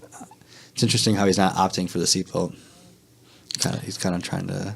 Yeah. He's probably just gonna like go for a crazy armbar or something. Orchard is 6'1", and he's like all He's legs. 6'1"? Yeah. Are you kidding me? Yeah. He's not that tall. Yes, he is. No way. Yeah. I competed against him. He's Yeah, you smaller did. than me. No, I think he's he's taller not. than you, John. How tall are you, John? 5'11"? Yeah, 5'11". I don't think he was. I have a picture. Maybe he was about my height. I don't think he's 6'1". How tall are you, This Paul? is Aren't you 6? 155. I'm 5'11". Oh, you're 5'11". All right. Nathan Orchard. Man, Orchard's just on. Yeah, he's this on guy, his man. back. He's probably gonna go for another face crank. For sure. You know what sucks, man? Everybody just perfected the body triangle. Can we talk about how horrible the body triangle is when you're gassed? Oh my lord. Bro, Nathan it's Orchard, brutal. sheer dog, 6'1". Sheer dog. No lie. It's online, John. It must be real. I have a picture next to him. I have a picture next to him too. He's 2 inches taller than maybe me. he grew. It's possible that he grew. Oh, he isolated an arm. He's Yeah. punching his face. Man, is that brutal. Oh, here it is. It's going to be over with. That's it. Yep. That's Over. a face crush. That sucks a lot. Oh, my God. I'll finish him with that. That That'll be the sucks. second face crush tonight for him. He's tapping. Oh, he's tapping. That's his second That's face fucking crush. beautiful. That was awesome. Orchard's out to Orchard fucking is play tonight, on man. fire tonight. Dude, it honestly could be. Wait, no, it couldn't be. Well, it's gonna be Tonin and. No. Wait, no. He's got Rocha. He's got Hosh. Oh boy, that's gonna be a. That's gonna Orchard and Wagner. Yeah. Be yeah. I think Wagner won. I really wasn't paying attention, but I think No, Wagner. Yeah, Wagner. Yeah, he won. He won. But he's had two overtime. Yeah. He went the distance. Honestly, Orchard's had. Orchard. He went the distance once. Hosha's so tough though, man. Like that's the thing. Like he's gonna. I don't know. I could see Nathan Orchard winning. Honestly, like I don't know if we'll win it in regulation, but like maybe in overtime. Beating Wagner. Yeah. Yeah. He's bigger than Wagner for sure. Is he though? Yeah. I wonder how much he cuts, especially for 55. He walks around like Paul's weight, right? Paul's walking around 168. What? I walk around Orchard? at 160, 162. Orchard, Oh, like Orchard. 165. Yeah, he Yeah, walks around he's right there. Yeah. 5 pounds heavier than me, maybe. He's looking good today. Cutting to 55 is tough, man. Yeah, but he used to do MMA, so for him it's not big. Yeah. Deal. I mean, this. You know, every time they put an EBI event on, they improve, and they improve this mat here. Look how much nicer the mat looks. Yeah. With all the logos. Oh yeah. Talk about a tournament that's gotten better with fight to win, dude. Maybe not even on the front end, of course, but the back end of how they run their tournament now is so much smoother. Like as a fighter, I've been able to see like the progression of like when they first started. Now they're just like you just go there, everything's 1, 2, 3. They got their system down. Yeah, I went to the weigh-ins. I was there. Yeah, and that was pretty cool. You went with Mineko? No, I had to bring those flyers the night before. Oh, okay. To put them on the So you tables. just checked it out. And so I just stuck around, hung out for the weigh-ins. It was pretty fun. But here you go. Here's your super fight. Here's our super fight. Oh, it's a combat match too? Yeah, it's a combat. Denny just posted a video. He was like on the beach in Greece, and he was like teaching a jiu-jitsu technique. And yeah, I saw that. Yeah. Oh, so he is taller than you. So he is 6'1". Then what? That's crazy. Well, I know that he fought Craig Jones, and Craig Jones is pretty big. Like Craig Jones is tall. Yeah, like I believe Craig Jones hit that super highlight. Did you see what Craig Jones hit on Nathan Orchard last EBI? It was he went for like a very unique leg entry. It was like an X guard kind of position, I believe, and instead of, he went for the far leg and transitioned to it beautifully and got this beautiful inside heel hook. Yeah, and that's right. I remember that. Yeah, it was nasty. Yeah. Tell you what, Seth showed me around the back end, like all the electronic stuff like that. Oh yeah, there it is, John. That's cool, right? I mean, it's amazing. The everything, the flow, how they have the whole setup. It's a concert. It's unbelievable. Serious production. So nice. So nice. So we have confirmed that Nathan Orchard is indeed 6'1". 6'1". Yes, we confirmed it. Thank you. Confirmation. Couple pictures. Yeah. That's like the third time Blake's called me out on air. I'll tell you 5'11". No, you're not. That's bullshit. How much do you weigh? I don't know, 162. No, you're not. Grab a scale right now. Keeping you honest, man. I'm People so use far, everything I say, Paul. So far, I'm 3-0 I'll right tell now. you. Yeah, you're 3 how, for much, 3. how old are you? 42. Yep, you're 42. Sure, no problem. Because I see a birth certificate or anything like that. Yeah. If anything, I wouldn't believe you, but I think I knew that before going into that podcast. But I couldn't believe it. I remember the first time I visited 10th Planet Chicago and you were there. Yeah. And we trained and you made a comment. You're like, don't pick on the old man. I'm like, dude, you look like you're like younger than me. Like, what the fuck, old man? And then you told me how old you were. And I was like, holy shit, are you serious? Oh, here's Denny's super fight. Yeah. Paul, we said that like 5 minutes you? ago, bro. Yeah, I bet. Well, you're looking at your phone. Denny, full spats. Okay. Full thickness. Spats, he's- no shorts. Denny's looking thick. Yeah, man. He's He just got back from Greece. Greece, man. He's Had on that Grecian diet. Had some euros, dude. No more keto I had diet a for euro Denny. today. Did you I'm really? not gonna lie. Yeah. Oh man. Euros are really good, dude. Yeah, they are. No shame. I had some deep dish pizza last night. Where from? Giordano's. Okay. All right. Nothing wrong with that. Limonati's is like my favorite though. Really? Man, I'm not a Lou Malnati's No, fan. I'm not a Lou Mel's guy at all. You too, Giordano's John? is great, yeah, too. You're on your Giordano's own is here. good. It must be a millennial thing. Pequods. Yeah, it must Pequods. be. Pequods is too burnt though. Bro, What? that's I get not my pizza burnt. well done. I asked But, for but it well done. Pequods, that's not a burnt. They put cheese around the edge, and that gets burnt. But their pans are like from like the 1800s. That's the beauty. That's flavor. It's like That's amazing. That's gross. oh, dude. Oh, Kids. they're slapping each other now. Look at Denny. Damn. Fucking. Holy shit. He just got hit. That dude is. Oh my god. That's not a good one. That's not slap. That's not a He's good- punching. him. Punching with the palm. He's punching with the palm. That's not like Not a. a slap. Was that's legal? Open hand strikes. I understand that, but that was like straight like a jab with your open hand. Any kind of open hand strike. I guess so. Yeah, no, you can hit. I can hit That was- quite hard with the palm of my hand. Fuck yeah, right? I don't think- I don't want to get hit by John's palm, man. No way. That was good. I never seen them do that. I always seen like the haymaker slap, but not that jab. Like he was. Oh yeah. That's good. I like that. I can get on board with Boss that one. Rutan palm strike. Dude. Yeah, yeah. Pride never die, man. I don't know if I could take anything you say seriously. Like, I just saw you look over at me, and I'm like, oh boy. your favorite pizza is Lou Mel's. Like, Are you so upset can about say that? whatever the fuck you want from now on. Dude. I'm just gonna be like, yeah, whatever, Blake. Dude, the deep dish sausage with the Yeah. sausage patty, dude. Would you go? Have you I ever can been see to Freddy's though? You go to Freddy's Pizza in Cicero? Okay. No. Try it. Okay. Please go to Freddy's in Cicero. I will. I could see Blake at home eating like a deep dish Lou Mel's pizza by himself, listening to country music. Oh, you were on point until you said country music. That's exactly what I'm picturing. Oh man. That's yeah, that won't be the case. If I were to eat pizza, listen to like, I don't know, some like hip hop or something. Hip-hop? something to make me feel like less of a piece of shit. What about Stop little trying to make Lou Mel sound cool. Dude, little Run DMC with little Aerosmith Yeah. mixed in? dude, sometimes the best kind of Saturday nights are just eating like shit and knowing that you'll just burn it off during Next the week. day, yeah. Or the next day. That Right. was me. Like I was like, all right, I'm gonna go work out today. Got a good workout in, and hopefully burned off like some of the shit I ate yesterday at the Kurt Osiander seminar. I brought a thing of fried rice in, Yeah. and started eating. Okay, so get this. Have you guys ever heard of this before? But Kurt Osiander literally at like. It was a 12 to 3 seminar. And it was like 1:30, like 1:35 ish. He just like kind of looks at everybody. He's like, "All right, let's break for 30 and go eat some food."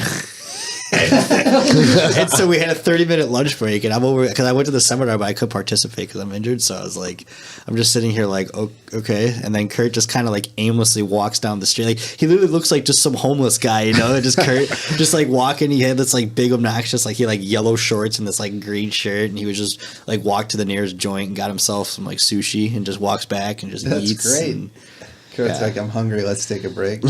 Look at this. Mission Control. Is there slams in EBI? No, right? You can't No. slam. Yeah, you go. can. Is there slams? I don't think so. Maybe in combat jiu-jitsu there might be. Blake, Oh, maybe in combat. you want me to go 4 for 4 now? I never called No, you out no, though. Are you saying no slams in EBI? Because I- I'm saying slams. In Yeah, pull it combat up. EBI. Pull it Combat up. EBI. Pull it up. Oh, you think combat EBI is going to have lighter rules No, than I the think regular? that I think We that's need, when we you need can a clear slam. discrepancy. Gracie If you're going for regionals, you four- could slam people. Oh, Like really? If you Fight to win, you can as well. Fuck. You know, like, for sure, fight to win. Fight to win, you for sure can. But I think Denny would have tried to slam him if you were able to, for sure. They that's made what you I'm let thinking. go of the submission if you were lifted. I think you're only allowed to slam out of submission for certain tournaments, like ADCC. I think that's the case too. Yeah, right? you can slam an ADCC. Yeah, but I think can you slam? Or no, you can't. You can only slam to escape a submission. I don't know. Isn't I'm that not quite right? sure what the rules Like if are. somebody's got I've you seen in a- I'm not some- sure about ADCC. Yeah, because I've remember, seen people get DQ'd in ADCC when Marcelo Garcia got slammed. The guy he had. Oh, the yeah, guy's you're back right. and he. but that's not escaping a submission, really. Yeah, I'm not sure. So you remember when Jeff Glover fought Gio Martinez at ADCC, and Jeff Glover had him in a triangle, and Gio Martinez just slammed the shit out of him, and then that was pretty much like Jeff Glover just kind of fell apart after that. Yeah, you're right. And that was totally legal. I stand corrected, Okay. Blake. Slams are illegal. Illegal. Illegal. You cannot slam. Hashtag 3 for 4. Hashtag 3 for 4. All right, fine. Yeah. Excuse my millennial speech. There you go. Thank you, Blake. Everything's a hashtag with these kids. Yep.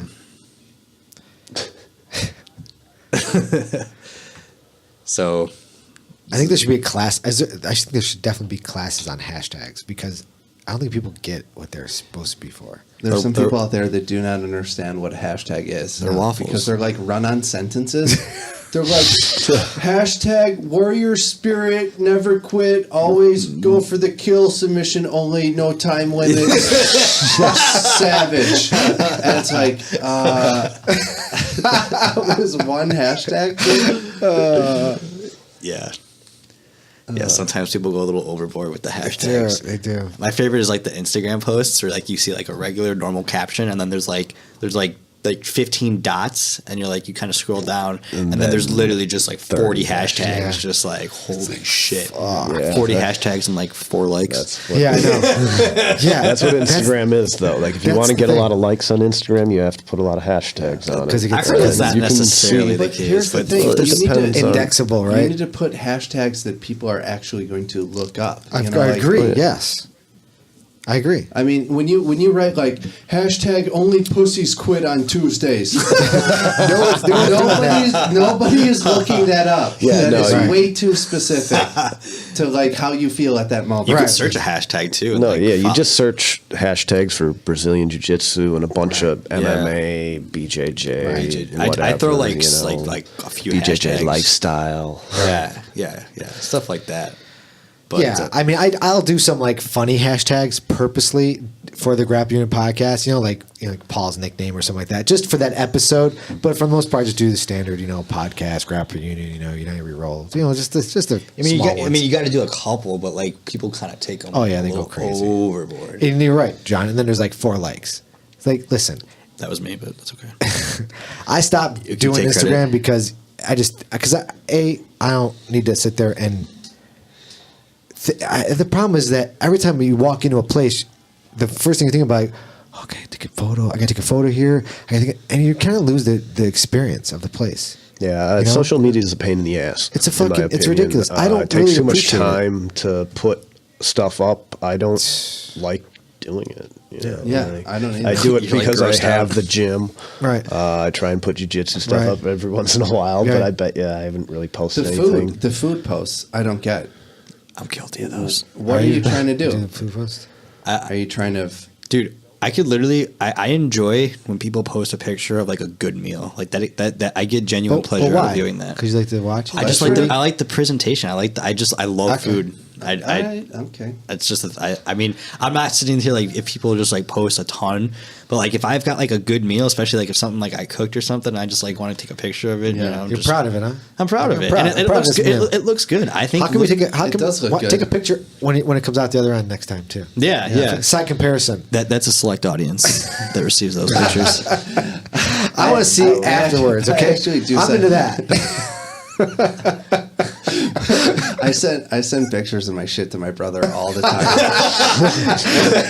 All the time. Oh man, It's got to be a good one though. It can't just be like any regular like turd in the toilet. No. It's got to be like Impressive one. It's got to be really impressive. Where it's Yeah. like I have to like a Lincoln log. I've got, like, yeah. super. Gotta photograph this, man. Half the listeners just dropped out. It's just too special not to photograph. Right, you know? right. And then you got it. you know. Yeah. Does this go to overtime? It does, yeah. And is there strikes in overtime?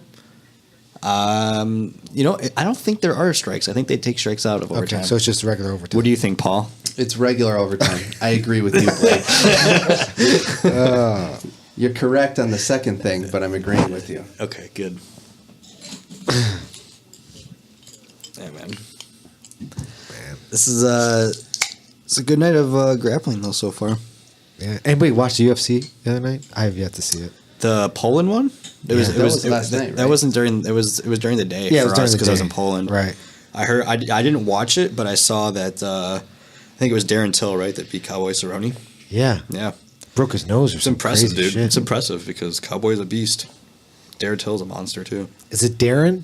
I think so, right? Darren Till? I thought it was Derek at first. No, I think it's Darren. Darren, yeah, I think you're right. Darren Till. Yeah. I never heard of him before this Really? fight. Yeah. That's an issue too, because Cerrone loves to fight so much that he's taking fights that don't really make sense for his brand. You know, I don't know if he has a choice or not, though. Does he? Like, I mean, but he fights. But that's his brand. He takes fights He anybody. fights 7 times a year, where everyone else fights 3, maybe 4. Yes, he has a choice. Denny just won. Yeah. Rear naked choke. Nice.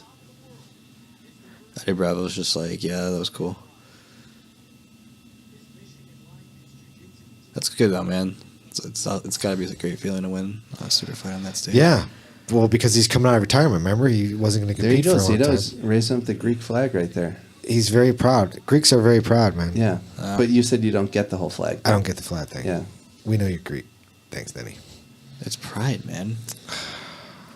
But he's really. But that guy, I mean, Asher, beat his ass next time you roll with Zito. Yeah. He doesn't like. He doesn't like you waving the Assyrian flag around. Here's the thing. Danya does. I'm too. American. Okay, I don't speak Italian. Uh-huh. You know, for me to hold an Italian flag and Right.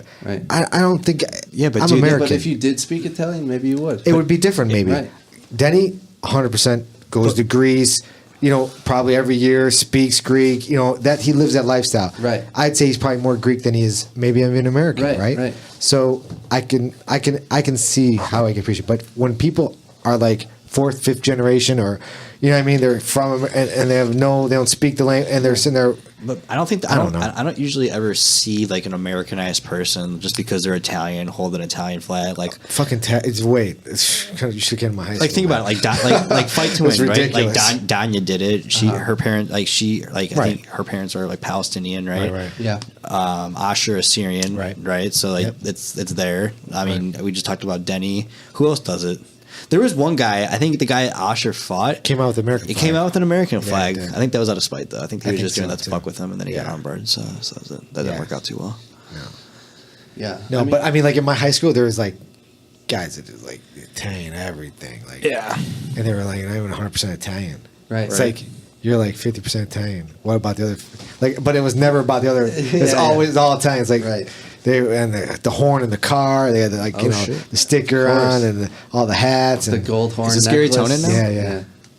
Yeah, it's just like Gary those Tonin. type of people. I don't really. I'm like, Yeah. come on, man, stop being a poser. Right.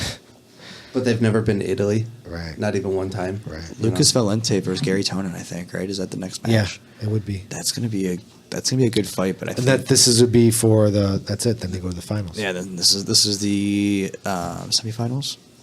What's a what does that say? Banana snack? Look, it's something banana snack or something like Have you that. noticed how many new? Wait, where's the messed up EBI video animation they always do? Oh, thank God they got rid of that. Oh, my They might have gosh. listened to our last companion. Yeah, that's Oh what my lord, dude! Those Datsusara. things are like why? Dude, I'm thinking about getting a new bag. Datsusara makes a great bag. They do, but here's my thing now. It's probably like $1 million. I think I'm leaning towards a bag that Oh. would have a dry and wet compartment. I need because I'm doing gi and no gi in the same There's the night. cartoon, Blake. But There it is, that's a man. Datsusara. Fucking damn I'm it. doing gi and no gi, and then I put my, you know what I'm saying? I want a wet part of the bag. Right. So I gotta figure out. I wish Datsusara would make So that. Datsusara, when you order one of their bags, it comes with a nasty bag, they call it, which is kind of Yeah. like a drawstring thing that you throw. Yeah, I your- have that. I have it. Yeah. I just got 5 gis from my from Elite. They just send like when you get sponsored by them, they send you 5 gis, and they sent me some shorts and a rash guard, and they also send you a bag. Damn, dude, They send you a bag. Yeah, they send you 5 gis, dude. Like it's fun. And they're like good gis. That's great. You're an A2? A2. Yeah. What's up, man? What's up? I'm injured, man. You want a couple? Kind of. Yeah. Paul's looking for a sponsorship. Yeah. John, how many gis do you have in your closet back there? I would have to look at my computer Can you tell you that. We have to look at my. We know it's at least over 100, right, John? Can we take an estimated probably. guess? I don't know. Do you have over 100 gis in your closet? It's probably about 100 is my guess. And they're Pulse, right? Pulse kimonos. Pulse kimonos. Damn. Check out the website, www.pulsekimonos.com. Damn. Blake, do you know anyone who's got more gis than John? I don't know, man. That's a lot of gis, dude. Hundo, dude? That's a lot of gis.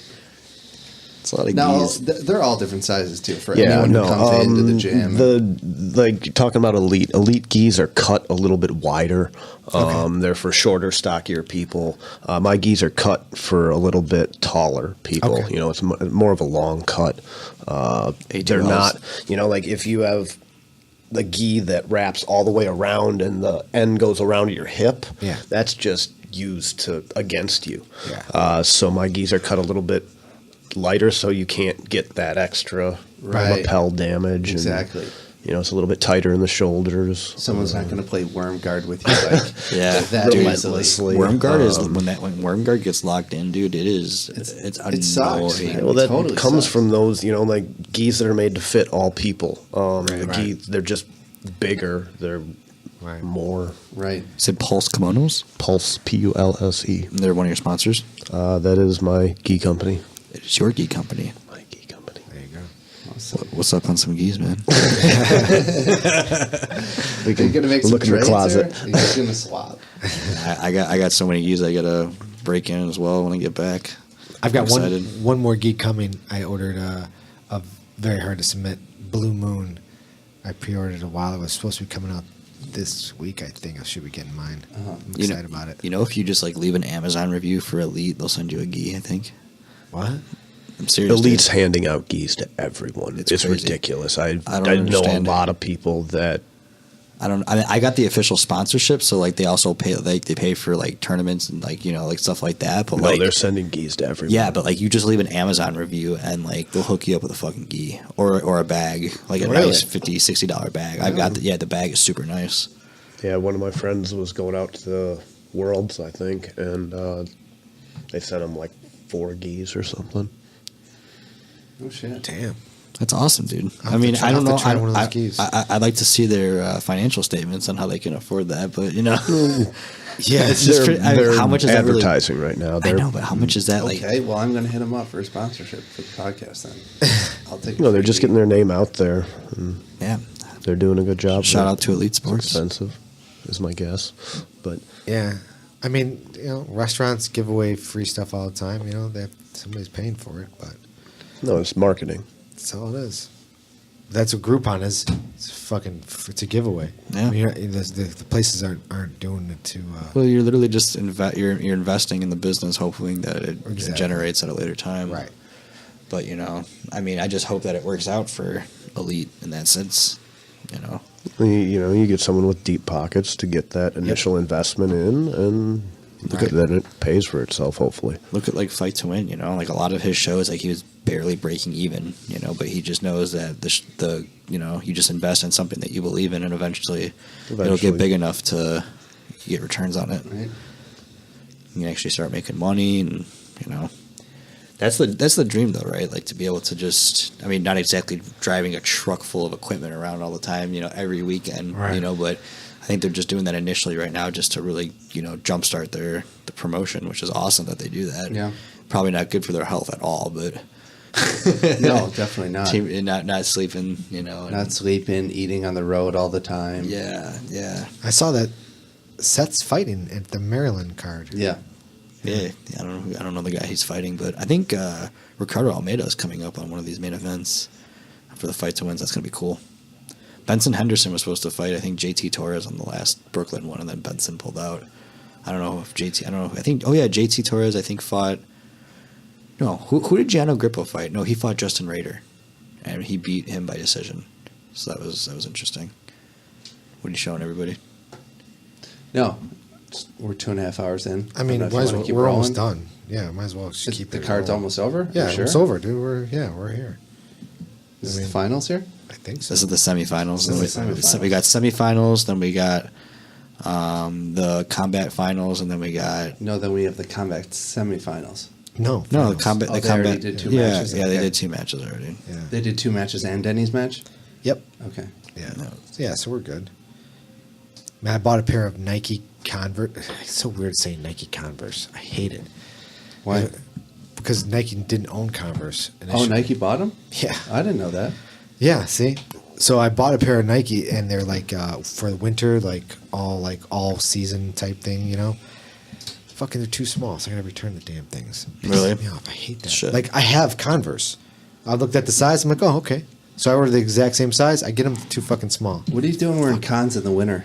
These are Winners for boots, dude. I'm already Yeah, I see you're all pulling booted out my up. boots. You've already got your boots. But on. these are like still like wearing weatherproof. sandals. It was These like are 70 degrees yeah, yesterday. Johnny sandals. These are weatherproof, Paul. So they're like for snow, for rain, all that stuff. So, and they'll have the same look as I like the Converse, man. Yeah. But I don't like these fucking. I told you I went to Vertical Endeavors today, and so I said, okay, give me because you rent the climbing shoes. Okay, give me a size whatever 9.5. He's like, okay, they run small. I'll give you a 10. Great. The 10 were like crunched my feet. I'm like, that's way too tight. 11. Nope. 11.5. Nope. 12. I'm like, how the fuck is this? 12. Like, yeah, they run really small. Really? I'm a size 12? I go, this is ridiculous. How is that hilarious. possible? Kid shoes? No, Giving you the man. kid shoes? I don't think so. But it was weird. I'm like, 12.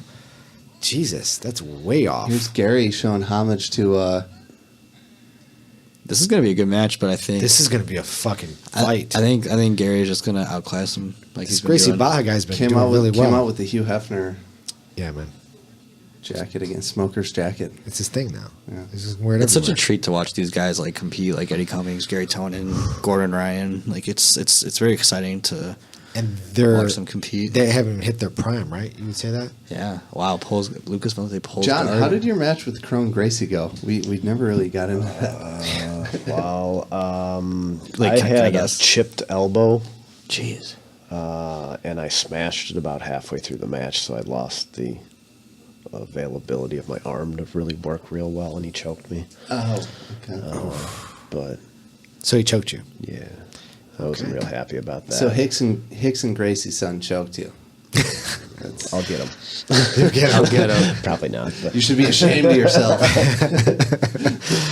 it was a good match, but like I said, I hit one of my training partners with my elbow right on his shin like a month before that, and it wasn't healed. And at What a- some point in what the a middle of beautiful the leg match, entry. I smashed it, and then like I said, it was downhill after that. Is he really trying this on Gary? That's not going to work. Could you imagine if he broke his leg though? That would be I pretty just saw a video of a guy getting his leg broke. Did you? Yeah, straight ankle. I don't think. No. Did you see that someone- basketball player who came down on his fucking leg? Oh gosh, Did you see it? I saw that dude. That was brutal. How about that, Yeah. Paul? There's some didn't see basketball it. player gets $128 million contract. First game goes up. LeBron James bumped into him, comes down, compound fracture on his fucking ankle. Really? How the fuck? Damn. I mean, that sucks, but he's probably going to get paid a lot of money for doing nothing.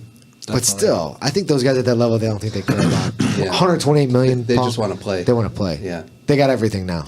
They just want to, like, you know what I'm saying? Yeah. If you got jiu-jitsu, right? Think about it that way. These Right. guys think of basketball like we think of jiu-jitsu. Right. And they got paid 120 million. They're like, fuck, I don't have to worry about shit. I got to just play. And now you can't even play. Yeah, you can't even train. You can't train. Can't do nothing. Fuck, that was nasty, Blake. That was fucking nasty. yeah. Like the Anderson Silva was like, Nah, oh my it was really God. gross, dude. Remember Corey Hill? Remember that one? Which one was that? Same thing. Same thing. It actually happened before Anderson Silva did it. Leg kick, shattered his own leg. Oh, he So shared bad. his own leg. Yeah. Yeah. Kicking another guy's Oh, yeah, leg. yeah, yeah. Oh, beautiful leg entry. Ooh, right into That fucking leg entry is nasty. inside heel hook. Oh, boy, that's dirty. Oh, oh my God, that's so dirty. Oh, he's gonna tap. He has to. Oh, yeah, it's over. This is He's over. not getting out of He's got the deep inside Senkaku. He's got the inside heel hook. All he needs to do is free his right chilling. arm. He's just got to free his right arm, and it's right there. It's over. Yep. You can't hold on anymore. He's gonna have to explode hard to get out of this. Gary's breathing on this one too. He's really working. Oh, that's done. it. Oh, that sucks. That is not what you want. Oh my gosh.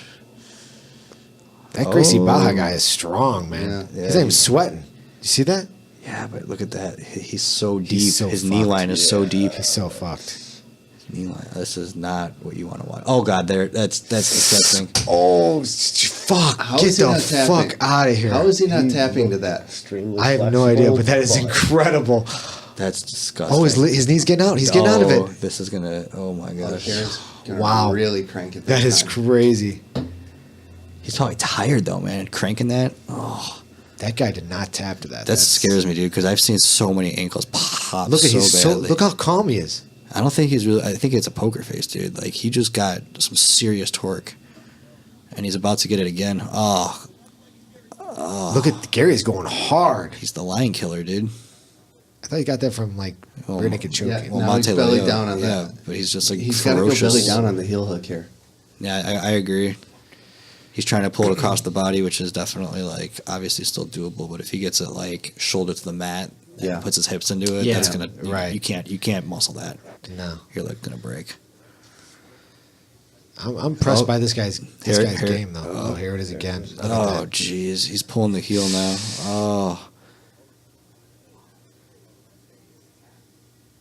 Gee. You train a lot of heel hooks, John? I can defend them quite well. I don't know. Not a real big fan of leg locks. No. But you're a triangle kind of guy, aren't you? I can deal with anything. You know, like leg locks are just dangerous because people don't know when to tap. And then you're out for 6 months. You know, like I don't mind training with people that know what they're doing. I tap super early on all twisting knee, anything. I'm saying, you know, like it's not worth it. In tournaments, it sucks. I've been in some pretty bad situations in tournaments, and maybe should have tapped or, you know. John, you're really good at getting people's backs. I noticed that when I row with you.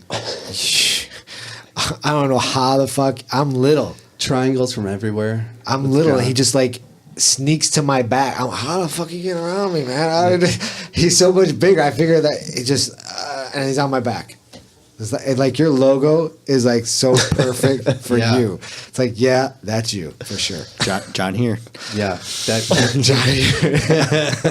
that constrictor on your logo is like exactly how you roll. Yeah, super fucking tight.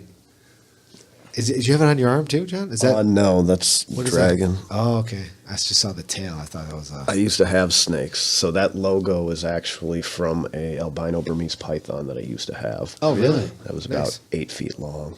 What do you used to feed it? Rats and rabbits. Really? You feed it a rat? I would feed it like 3-4 rats at a time. Really? The rabbits. How often do you have to feed it? About once a month. Once a month, you just feed it 4 rats? Sometimes 2 and 2. Oh, what a beautiful transition. So that's tight. That's tight. Oh my gosh, that's so tight. Oh my gosh. He's going to break both his legs. 3 different snakes. Holy shit, dude. No more snakes anymore? No, I got rid of them when I moved from Madison. Got rid of my last one. I had a 9-foot Burmese python, an 8-foot albino Burmese python, and then a 7-foot red-tailed boa. What do you? How do you get rid of those? First of all, where are you putting them? You go to pet stores and you talk to people there. Is that what it is? And they're like, "Well, we can't sell a snake of that size here. That's illegal." Those are all illegal. 9 feet is illegal, huh, John? It depends on where you're at. I never really looked into the laws, but I'm pretty sure. Who's busting you in at 9 foot? Like neighbors calling? No, you know, like I'd let them out. I had a water bed that they would just use as their. Wait, what? It was a giant heat pad for them. Oh, that sucks. This is where he wants to be. Were you ever nervous that they were gonna take a chomp out of you or anything?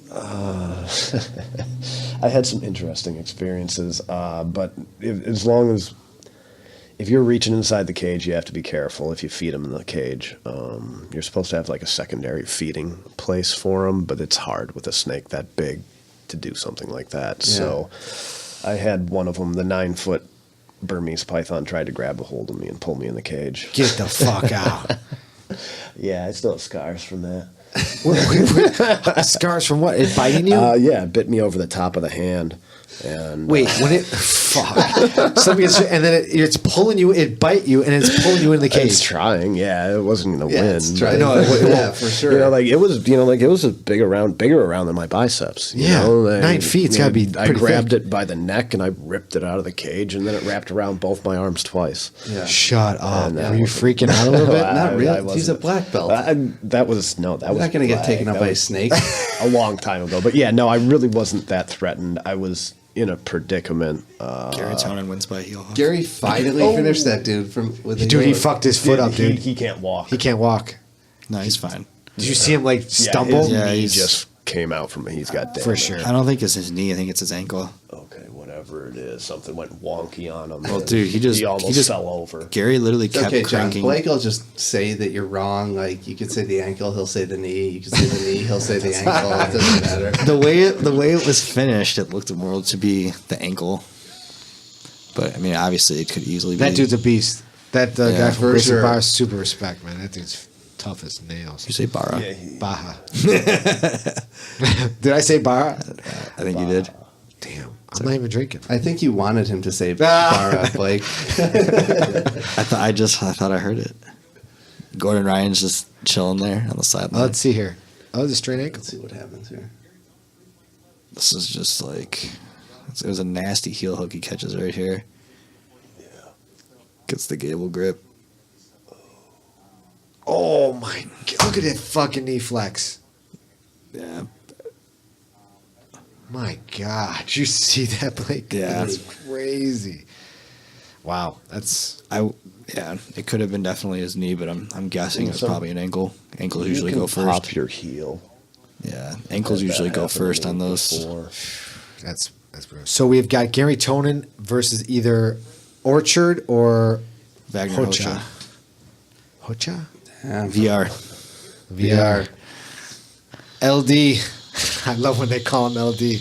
Larry David. Oh man. Oh, it's fucking hilarious, dude. Fucking hilarious. And it's such an old show. But you know, a reason why. Leon? Yeah, Leon. Best character Is on it? TV. The best. He is so fucking He's the funny. best. But he's aged, man. They've all aged. I seen the commercial for season 9. Man, how long has that show been off air, Paul? I think like 7 or 8 years. Oh wow, that long. Although I'm sure Blake will say different. I think it was more like 8 or 9. Oh man, it's good.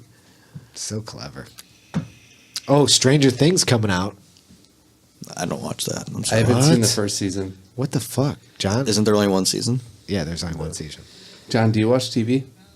Not too much. We're just asking just very vague questions at this point. Like, let's start very high level and just see if even further questioning is necessary. I'm interested in this. Yeah. I might be a I little wanna bit watch quiet this. in this match. Yeah, this is gonna be a Because good match. I love it. I love Nathan Orchard. I think he's the man. I think this is my prediction for this match. It's going to be a grueling match. If it goes to overtime, I see Wagner maybe being able to Escape. Orchard's been a beast with that fucking back. I think Orchard definitely has a lot more energy than Wagner does right now, but Wagner's also a maniac, so who knows? How old's Wagner? Do you know? I don't know. Is he in his 36, I'm going to say, but Blake, don't hold me to that. I just 36? You think he's that kinda- old? Yeah. Wow. I think he's 36. I'm not going to go out and say I don't know. that's for sure. I don't know, so you can't be wrong if I don't know. 35, Paul. Oh, shit. But that's good. Pretty So close. far off.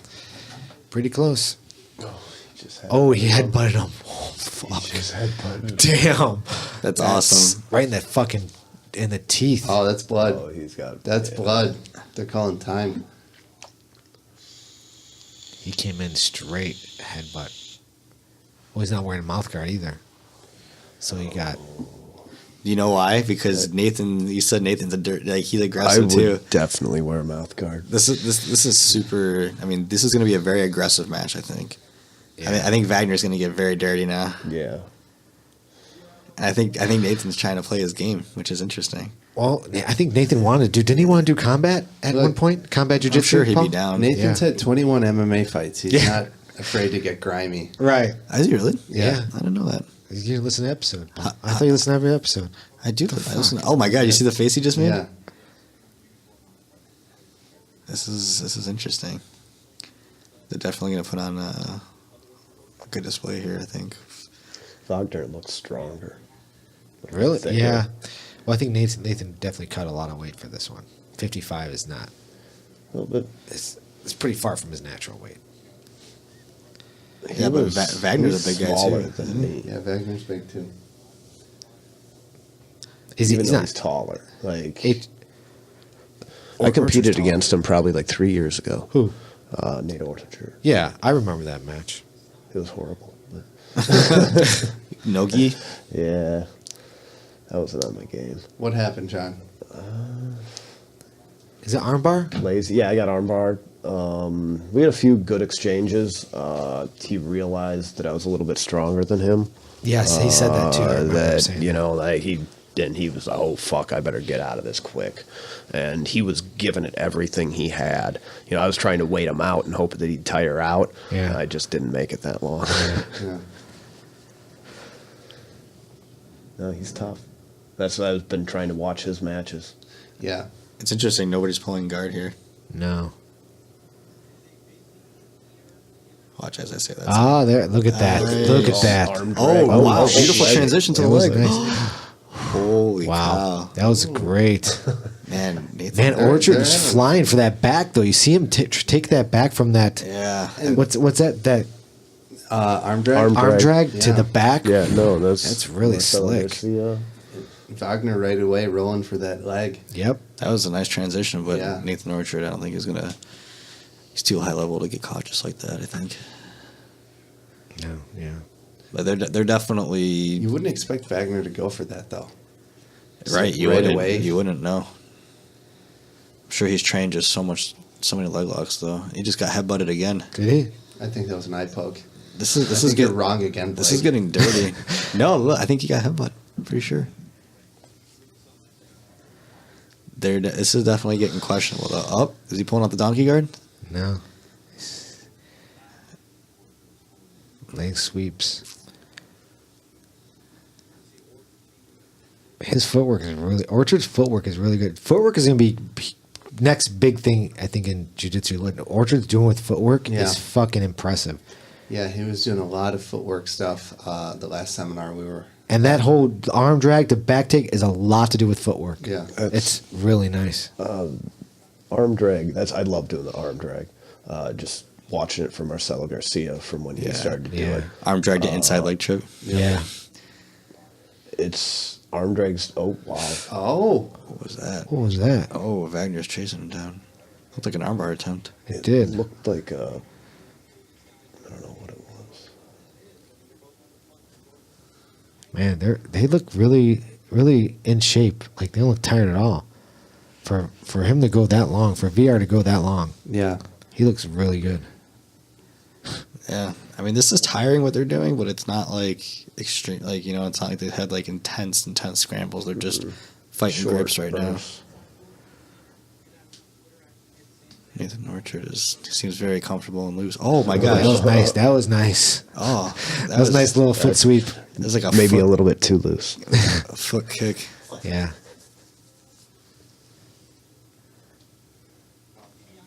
What's West Coast Cure, Paul? I don't know.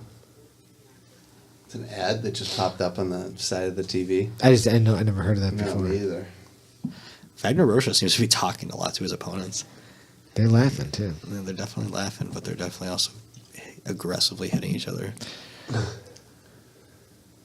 So, one thing I've noticed is no Hanato sticker on the mat this time. No. I'm very disappointed about.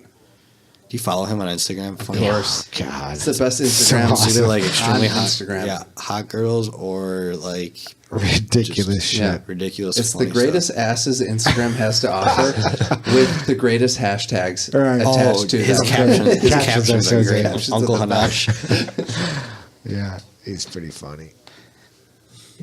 I just think it's funny when he's in character around like real Brazilians. It's just so awkward because he's not actually like Brazilian at all. Yeah. He just has such a good act. It's so funny. But the thing was, he stuck with it, and there was a lot of rough years in the beginning there where guys were like not about it at all, Yeah. and now everyone's kind of like, if you're against Hanato, you're kind of a dick. Yeah. You know, Right. Because he's got so many people on his side now. I thought the Hanato. You ever see the interview with Hanato Laranja and oh my gosh, he's going for that leg and Henry Gracie. When they have like, and then Henry starts getting like all pissed because of like Hanato's being extremely disrespectful, but like it almost seems like scripted. Yeah. I thought it was real at first, and I was like, "Who's this Hanato guy?" And then I found out who he is. I'm like, "Oh, that was just hilarious." They're just being dumbasses. 27-time world champion. It's so funny. 3 minutes in, or 3 minutes left, rather, to this Oh, here it is. this match. What is that? West Coast Cure. It's a vape pen and stuff like that. A vape pen and stuff like Oh, that. it's a premium cannabis oil pen. I can't even believe they're advertising that on EBI. Shocking. So shocking. So shocked. Yeah, I think as these rounds get later, I think. Oh, No way. no. Is he really on his back? Oh, You know, wow. Orchard gets out of his position. Watch, he'll go double underhooks. I wouldn't be surprised if he popped him off and literally got like an ashi. Watch, he's gonna put both his hands between his legs. Watch, he's gonna go double under. He actually showed this at a seminar. It's fucking super If effective. you're doing he does no-gi, it- no-gi, you get out. Here He he, did goes with this the double real unders. good. Watch, he did this against I call it the forklift. the forklift. Is that what you call it? It's really effective. It's like the bicep curls, just double bicep, just Yeah, but shoot him over your head. I think Wagner has the legs locked underneath. Oh, yeah, you're right, he does. He's got a Figure mount. four mount. Body Figure four triangle. mount. Figure That's four mount. interesting. But he did it against Gordon Ryan. It was pretty effective when they fought Gordon Ryan. Japanese. He actually did it in a match earlier. Oh, look at that. Nathan Orchard's trying to just wait this out. Wagner's giving him the forearm that. to the jaw from the top. And he's giving him the rape Rape choke. choke. Jeez. Damn. It's just hand to the face. Covering How is that even? Elbow to the face. Come on, that can't be. It's pretty blatant. Well, with what Nate Orchard finished both his guys with Yeah. face cranks. Yeah, right. You don't feel too bad for him? right. Wagner Rocha just Oh, apologized for like accidentally nicking him after just pushing his face blatantly. Yeah, I mean, was he trying to restrict his breathing? Can you do that in this? They match? were. I've seen Yeah, hand over mouth, hand over mouth. several times already. How effective is that? I mean, obviously, it looks pretty effective. That triangle. really I never annoying. thought about doing that. That's super annoying. Yeah, it's hard to deal with. Check out that centipede crawling up the wall behind the TV. Oh yeah. Look at that thing. Do you see it? Yeah. Feed that to one of your snakes, John. I don't have snakes anymore. They don't like insects. No. Snakes So, don't. how long would it take him to eat the 4 rats? I don't know. You'd throw one in at a time, and maybe 5-10 minutes for a rat. 5-10 minutes I a feel rat so cage. bad throwing a live rat inside. Some of the snakes would eat live. Some of them wouldn't. It was depended. It's all the way up there now. You can't reach it, I or you can't want reach me to kill it? No, I couldn't reach it. I don't know. It seems can't like reach it's it. pretty low to the ground. No, it's all the way up there now. Are you sure? Forget it. I can't even get at it. It's on the ceiling nearly. Man, All right, so this is going to go to overtime. for sure. Ooh. For OT. sure, to overtime. Orchard in VR. I don't know how. I predict Frank face crank. I don't know, Yeah. man. I don't think Wagner's going to tap to a face crank. Really? I think Oh, both these well- guys are. I mean, Wagner seems to really be enjoying himself right now. He's got his feet together. Interesting. He'll slide one to go to triangle. Yeah. Yeah. Right away. Damn. Nathan Orchard is like, I'm trying to get the hell out of here. It's just not comfortable, guaranteed. Oh, talk about face crank. Yeah, I mean, They're both going to be dirty. Yeah, this is an interesting matchup because both these guys Well, are both are super MMA aggressive. fighters, too. Yeah. Oh, see, he's going for the face crank here too. Belly down. No. Doesn't get it. It's going to be major riding time here, though. Wagner Rocha is very good at riding time. Wagner's going to give him a little taste of his own medicine. Yeah, but, Yeah, you know, when Nathan gets on his back, though, dude, he might be able to secure something, No, dude. look at this. Look at this There's fucking no face crank. Jesus. Look at that. Look at that control, dude. Wow. It makes my face hurt just watching it. Yeah, dude. Jesus. It's right on the jaw. Yeah, on the nose. That's really Yeah, fucking the fun. nose. Yeah. The old school rear naked choke trick. Where you Yeah, we put that knuckle on the nose. Paul, use that, Paul? You'd be the type of guy that looks that you would use that. That knuckle to the, like, you know what I'm talking about? Lift up Just the to nose. get you to lift your... Exactly. Yeah. You You think I would use that? by the forehead. I think you would use that Why? for sure. Yeah, You don't have to like pull Because I on. supposedly need you in the face earlier What this you week? did knee me in the face and twice, pretty much twice. You okay? I'm okay. You made it, huh? I did make it. Yeah. I feel stronger. You're a better man, I'm a cousin. better man. Oh man. Have you guys ever recorded a podcast and like thought you were recording and like realized you weren't like an hour or two in? No. Hasn't happened That yet. would suck. That would suck. You just think you have this masterpiece and you just go to listen to it. It's just nothing. Nothing. Right. Yeah, that would suck. Hey guys, can you say the exact same shit for 2 hours all over again? Sure. Oh, that's a nasty face crank. Oh. I don't think he's gonna tap. Beautiful. Wow. Yeah, but how is he So he much doesn't- ride time here. He does. Yeah, he's But he could has have to as tap. much right time. But if Orchard can get him to tap, it doesn't none of that shit means anything. Yeah, this is some serious ride time.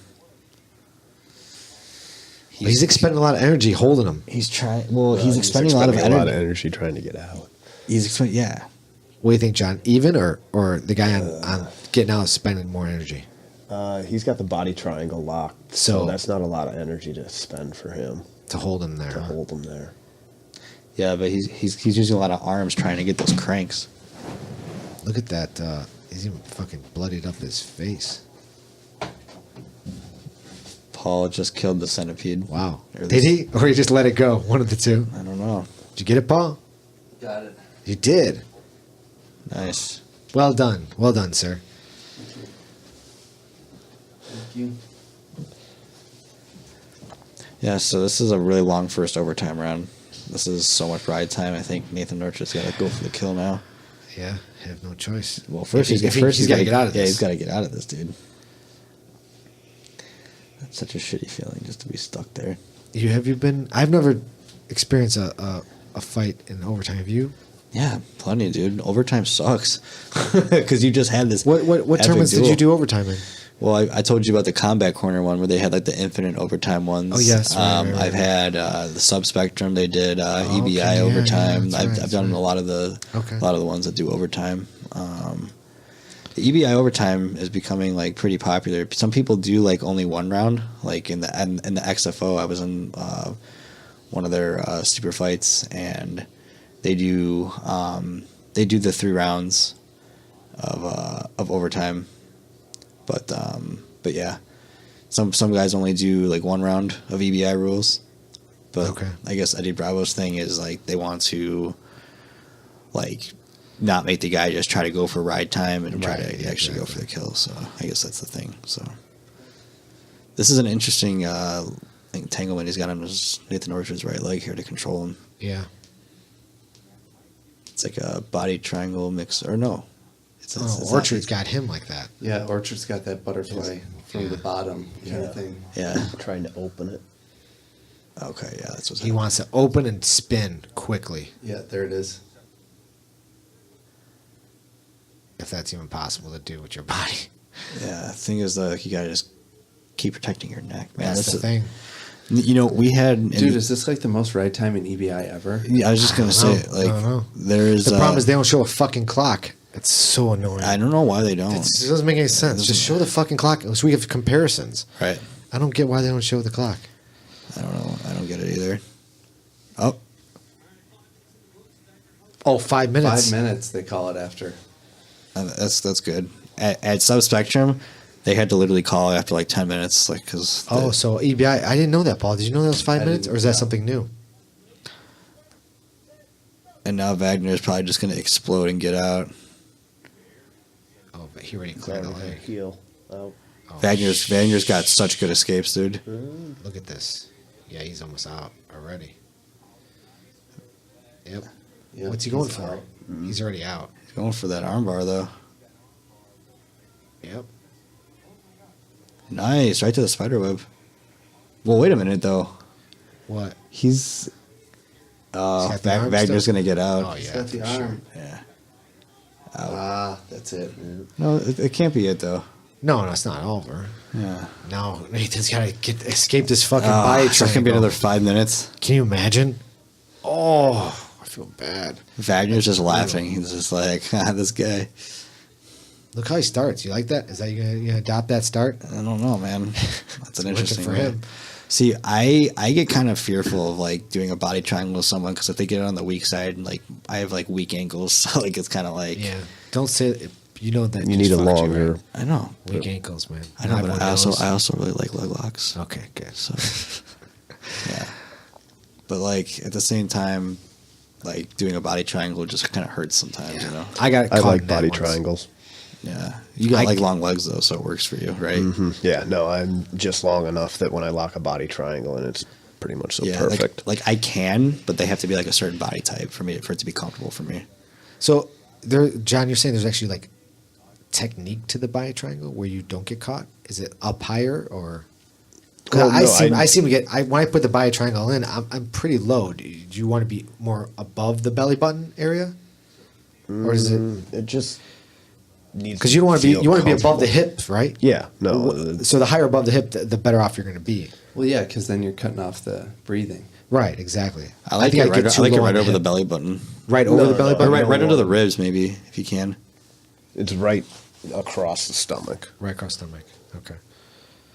Because you go too low to the hips, they go to the weak side, then they can hip in and then fuck your ankle up. Yeah, Right. no, I teach that escape. Do you? Just to turn, you step over the leg, turn, open the knee, and push your hips. Right. Man. VR. No fucking joke here. Shit. The king of ride time. Yeah. So all of his matches have gone overtime. So he wins the last match. He's not going to win any money. Yeah. All this is for glory. Yeah. Fuck. What do you think about that, Blake? Do you like that? What's the exact rule? You have to submit to get to make the money. So every submission's worth $5,000. So if you submit to the final, you get $20,000. Right. If you don't submit, you get a belt. And thank you very much. It'd be nice to get a so like if you had two. I think they pay for Like them. if you win all 4 matches in overtime, you get the belt and that's it. If you win 2 matches, you get 10 grand. You get 10 grand. yeah. Okay. But I think do they put them up? I think Eddie takes care of them when they come down there, right? They put them in hotels and stuff like that. Yeah. Yeah. That's what we've been told. Right. So That's nice. yeah. So I think, you might not walk away with $20,000 in cash, but you'll walk away, Exposure for your name, your gym. Totally. Yeah, seminars, all that fun stuff that promotes you. More Instagram followers, whatever the fuck you need. Jesus. Whatever that means, right, John? Right. Sometimes I don't know, man. I think there's a lot of bots that follow. They get a lot of bots. Yeah, You know what I mean? Oh no, he's got that face crank. Oh man, I feel bad for Nathan, dude. He's struggling here, man. He's a tough dude, man. He's tough for sure. What the fuck is that? Is he really just pulling up on his chin? Is that? Yeah, That was crazy. He has to get creative. He's just holding him. Either one of these guys. All right, I'm gonna go take a piss. After this battle, they've got to go against Gary Tone. pretty fresh Gary. Pretty fresh Gary Tone. You know? Yeah, right? It's not going to happen, huh, John? Gary Tonin. Gary Tonin's just watching this right now. He's Like- laughing. Eating some pizza. Right. For sure. Oh, Orchard. He's out. No way. He got out. See, Blake, as soon as you leave the room, Orchard gets out. Are you serious? Yeah. I'm just gonna stay out. Stay out, man. Maybe we'll submit them right here.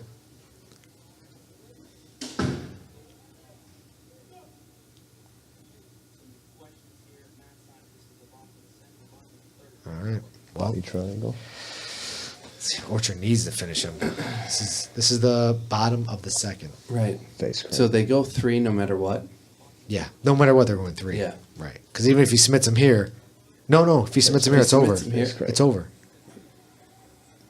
Because he Wagner doesn't have a chance to. No, because Wagner already did his second. Because right? it's the bottom of the second. Bottom of the second. Right? Yeah. Look, he's smiling. Wagner's fucking smiling this whole time, dude. That is so crazy.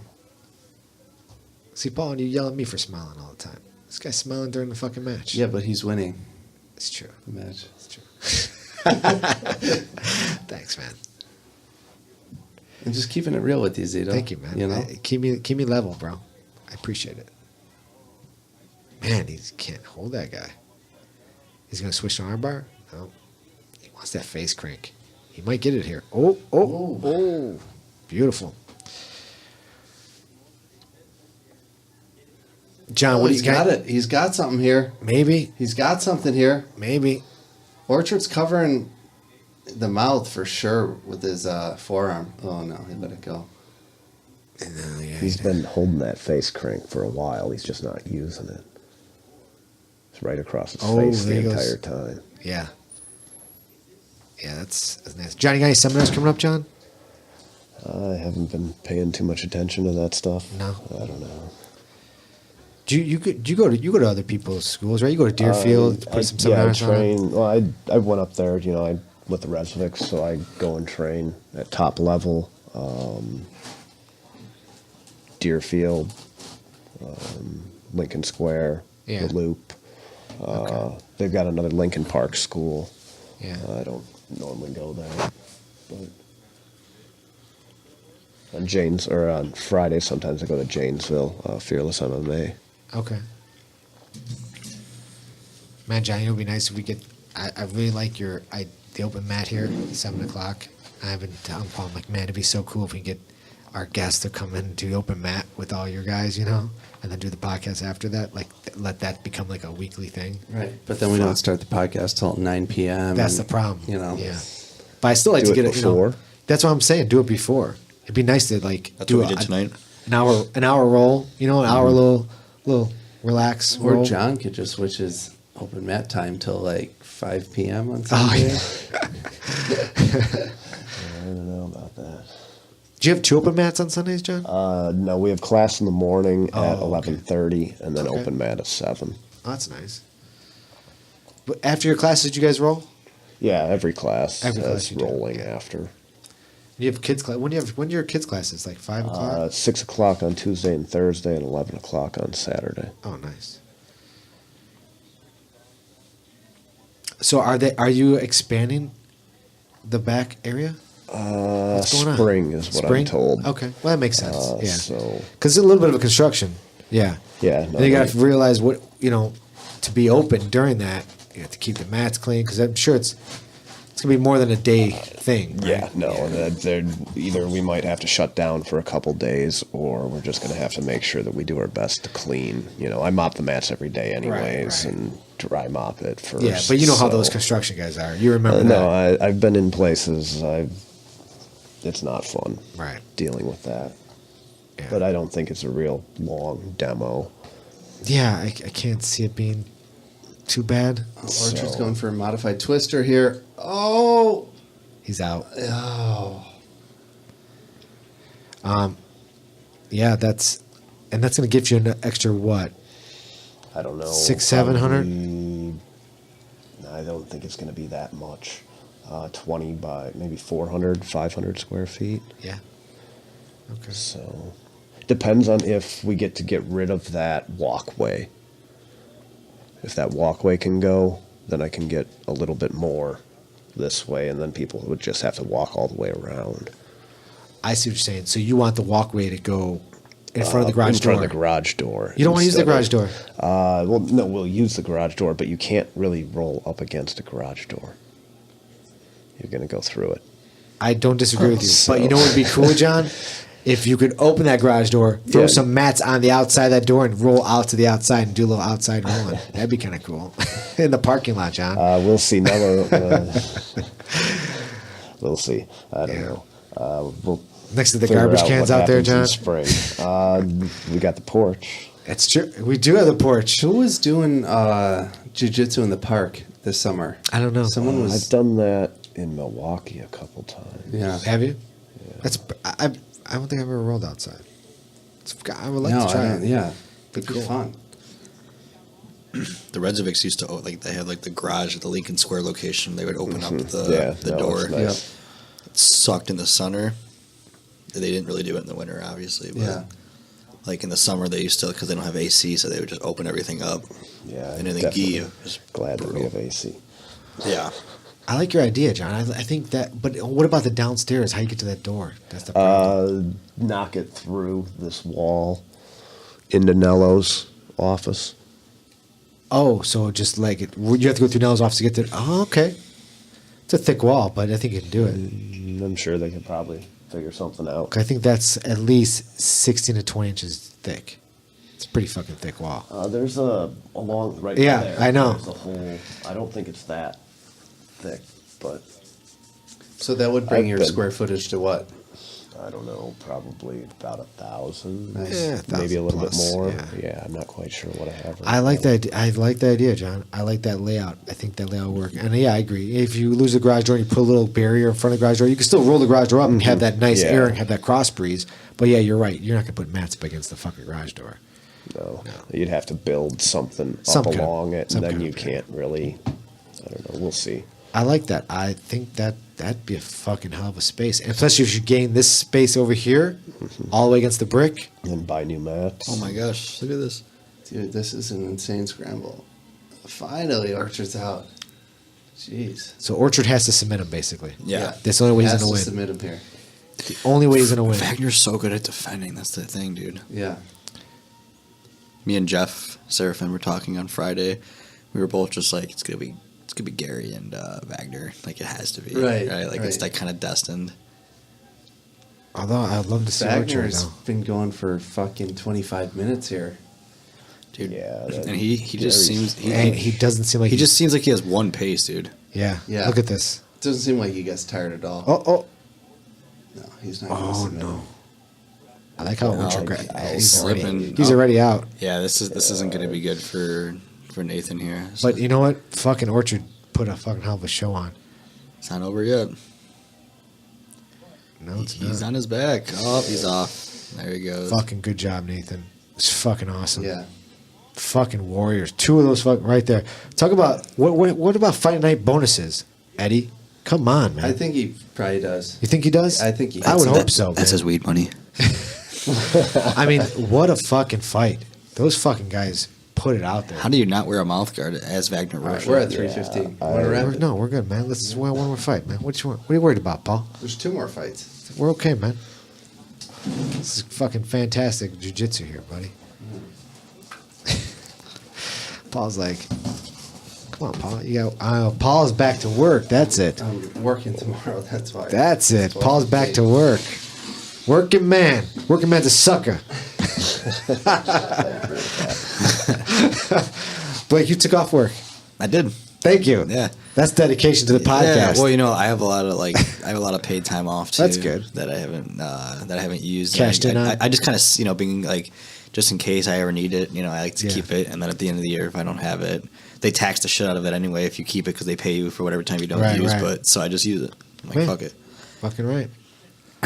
Yeah, I'm doing some. I got some plans tomorrow as well too. John, you working tomorrow? Damn. He just gives you a laugh. He doesn't even give you like a verbal response. Just laughs. I quit my job about 1.5 years ago. Oh, there you go. Now you're just All I do full-time is jiu-jitsu. jiu-jitsu, so. Beautiful. What time? You have a morning class, don't you, or no? Tuesdays and Thursdays at 11:30. Saturday I have kids at 11, adults at 12, and then Sunday 11:30 again. The true jiu-jitsu lifestyle. Yeah. Yep. Fuck yeah. How you like it? I can't complain. I have enough time to work on rehabbing my body. You know, Yeah. like before I was just running around, sleeping like shit. What did you do before? Manufacturing engineer and project manager. There you go. That sounds big and fancy. What'd you really do? What did you actually do is a better question. I bought very expensive machines and installed them in the facility and made parts. Made lots of money for the company.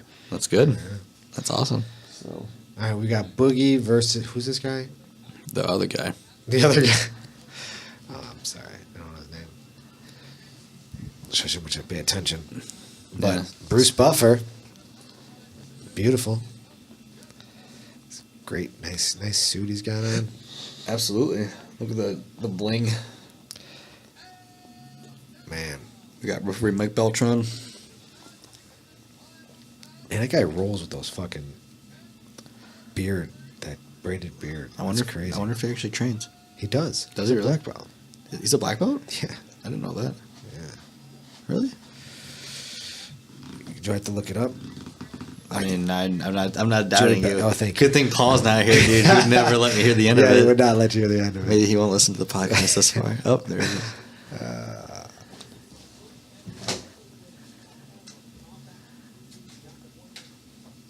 Yeah, so we got Richie Martinez versus Tiago Moises. I'd say from American Top Team. American Top Team against 10 Planet San Diego.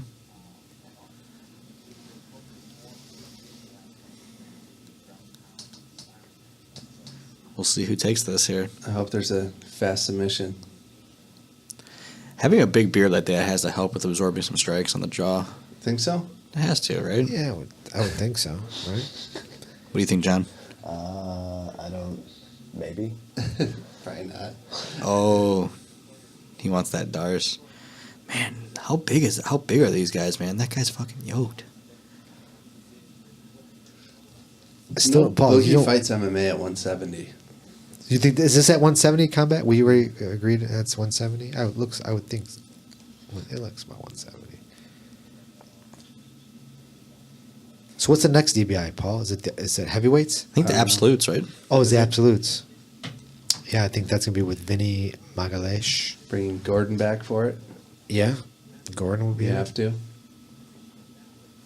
I want to see Cowterra enter The absolute. as a Rooster. Pretty sure he won Worlds at Rooster, like a Worlds absolute title at Rooster. I'd love to see Rafa Mendes at 145 in EBI. I think they're done competing. They I think- are, but God. Why are they done? They're so young. Like I don't understand. Concentrating on business. They're building a fucking talk about building an empire. Those guys. Yeah, they already accomplished enough. They don't. Yeah, need between to. the two brothers, 10-time world champions. Yeah. Yeah. So And everything they do is like really done well. Like their whole Ruka. You can't. You have to wear white gis there. You have to Yeah, buy all that- their stuff. Like one of their rash guards is like, I think it's like over $100, or like $80 or something. Like just crazy. Ooh, People we are got paying Boogie it. going for his rubber guard here, man. That's what do they call that, Paul? Omoplata. Go-go plata. Well, it's not under his chin yet, but it looks like he might be going for it. Yeah, so this is proven to be, once again, a good way to defend yourself from strikes, just using the mission control here. Damn, dude. That just hurts Paul, my knee. I bought a new deck, a new snowboard. Oh, really? Have you guys seen that new move called the Hindu Teen? The guy, I think what's his name? Ben Eddy? I think It's he not does it. new. It's not new. No, he's been Whatever. doing it for years. Oh, well, whatever. The Hindu team. Yeah, That requires shit- a lot of dexterity. That shit's crazy, dude. A lot of dexterity to pull that off. Omar can do that. And Lombard. Really? Yeah, Damn. he's pretty fucking flexible for a big dude. I mean, he's not huge. You know what I mean, Paul? Yeah. No, I know. Blake Klassman. Yes, what do you sir. got? Sponsors? Anything Well- coming up at Fit to Defend? No seminars coming up as of now. Just kind of right now we're just kind of looking to just kind of continue building our name, just competing at all the tournaments that we can do. yeah, I mean, I'm thankful for you guys for having me on. This has been a good event. Absolutely. You're always a great guest. Yeah, man, I appreciate it. Yeah, shout out to Fit to Defend, Serafin Brazilian Jiu Jitsu. If anybody's ever in the Chicagoland area, we're always open to having anybody come in free of mat charge or anything like that. So if you're in the Chicagoland area, you want to come train, Serafin Brazilian Jiu Jitsu or Fit to Defend Brazilian Jiu Jitsu. And if you've listened this far, I appreciate you guys listening to this podcast. Not John Tuto, not John Tutaj, but John Tutaj.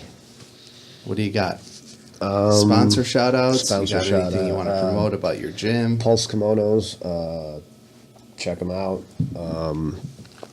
Tutaj Brazilian Jiu Jitsu. How do you spell that? TUTAJBJJ. That's at the website? Yep. .com, right? Yep. And social And then- media? Instagram, Facebook, Twitter, at Tutaj BJJ. And you are available for seminars and all that fun I'm stuff? available for seminars. I don't do a lot of promoting of myself. I should probably do a better job of Yeah, that. I think you should, John. And your open mats are when? Open mats are Tuesday and Thursday at 8 o'clock and 7 o'clock on Sunday. Awesome. Yeah. And I know we've been here for, how long have we been at this space? It's like, John, you come and do the podcast? I told him, like, what, 2 weeks ago? I'm like, because John's like, nah, it's not my thing. I'm like, I'm going to get you, dude. I'm totally going to get you, you know?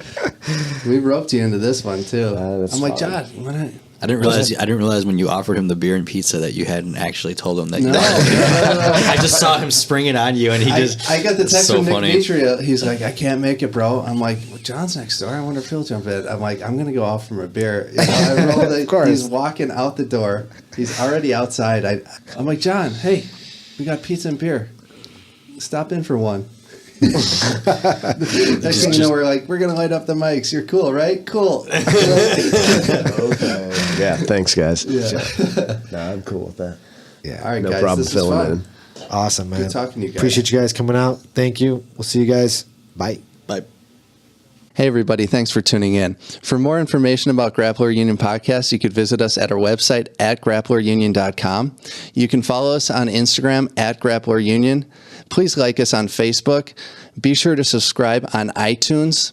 And all of our episodes are available on our YouTube channel. Say what? Be sure to subscribe. Yeah, subscribe to all that shit.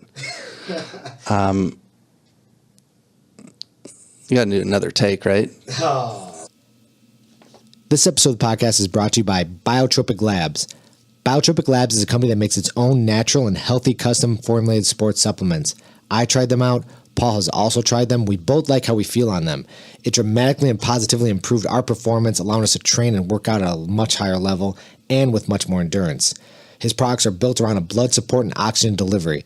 To learn more about their products, please visit them on the web at biotropiclabs.com. At checkout, use the promo code UNION10 to receive 10% off your order. Your order is also backed by a 30-day money-back guarantee, zero-risk purchase. Again, that's biotropiclabs.com. Use the promo code UNION10 at checkout to receive 10% off your entire order. This episode of the Grappler Union Podcast is brought to you by BJJ Tees. Go to bjjtees.com, enter the promo code Grappler Union, and save 10% off all your jiu-jitsu apparel. Go to bjjtees.com today. This episode of the podcast is also brought to you by Strychnine Jiu Jitsu, makers of vintage-inspired tees, hoodies, and rash guards. Go to strychnine.co, that's STRYCH9.co, and use the promo code UNION at checkout to receive 20% off your online order.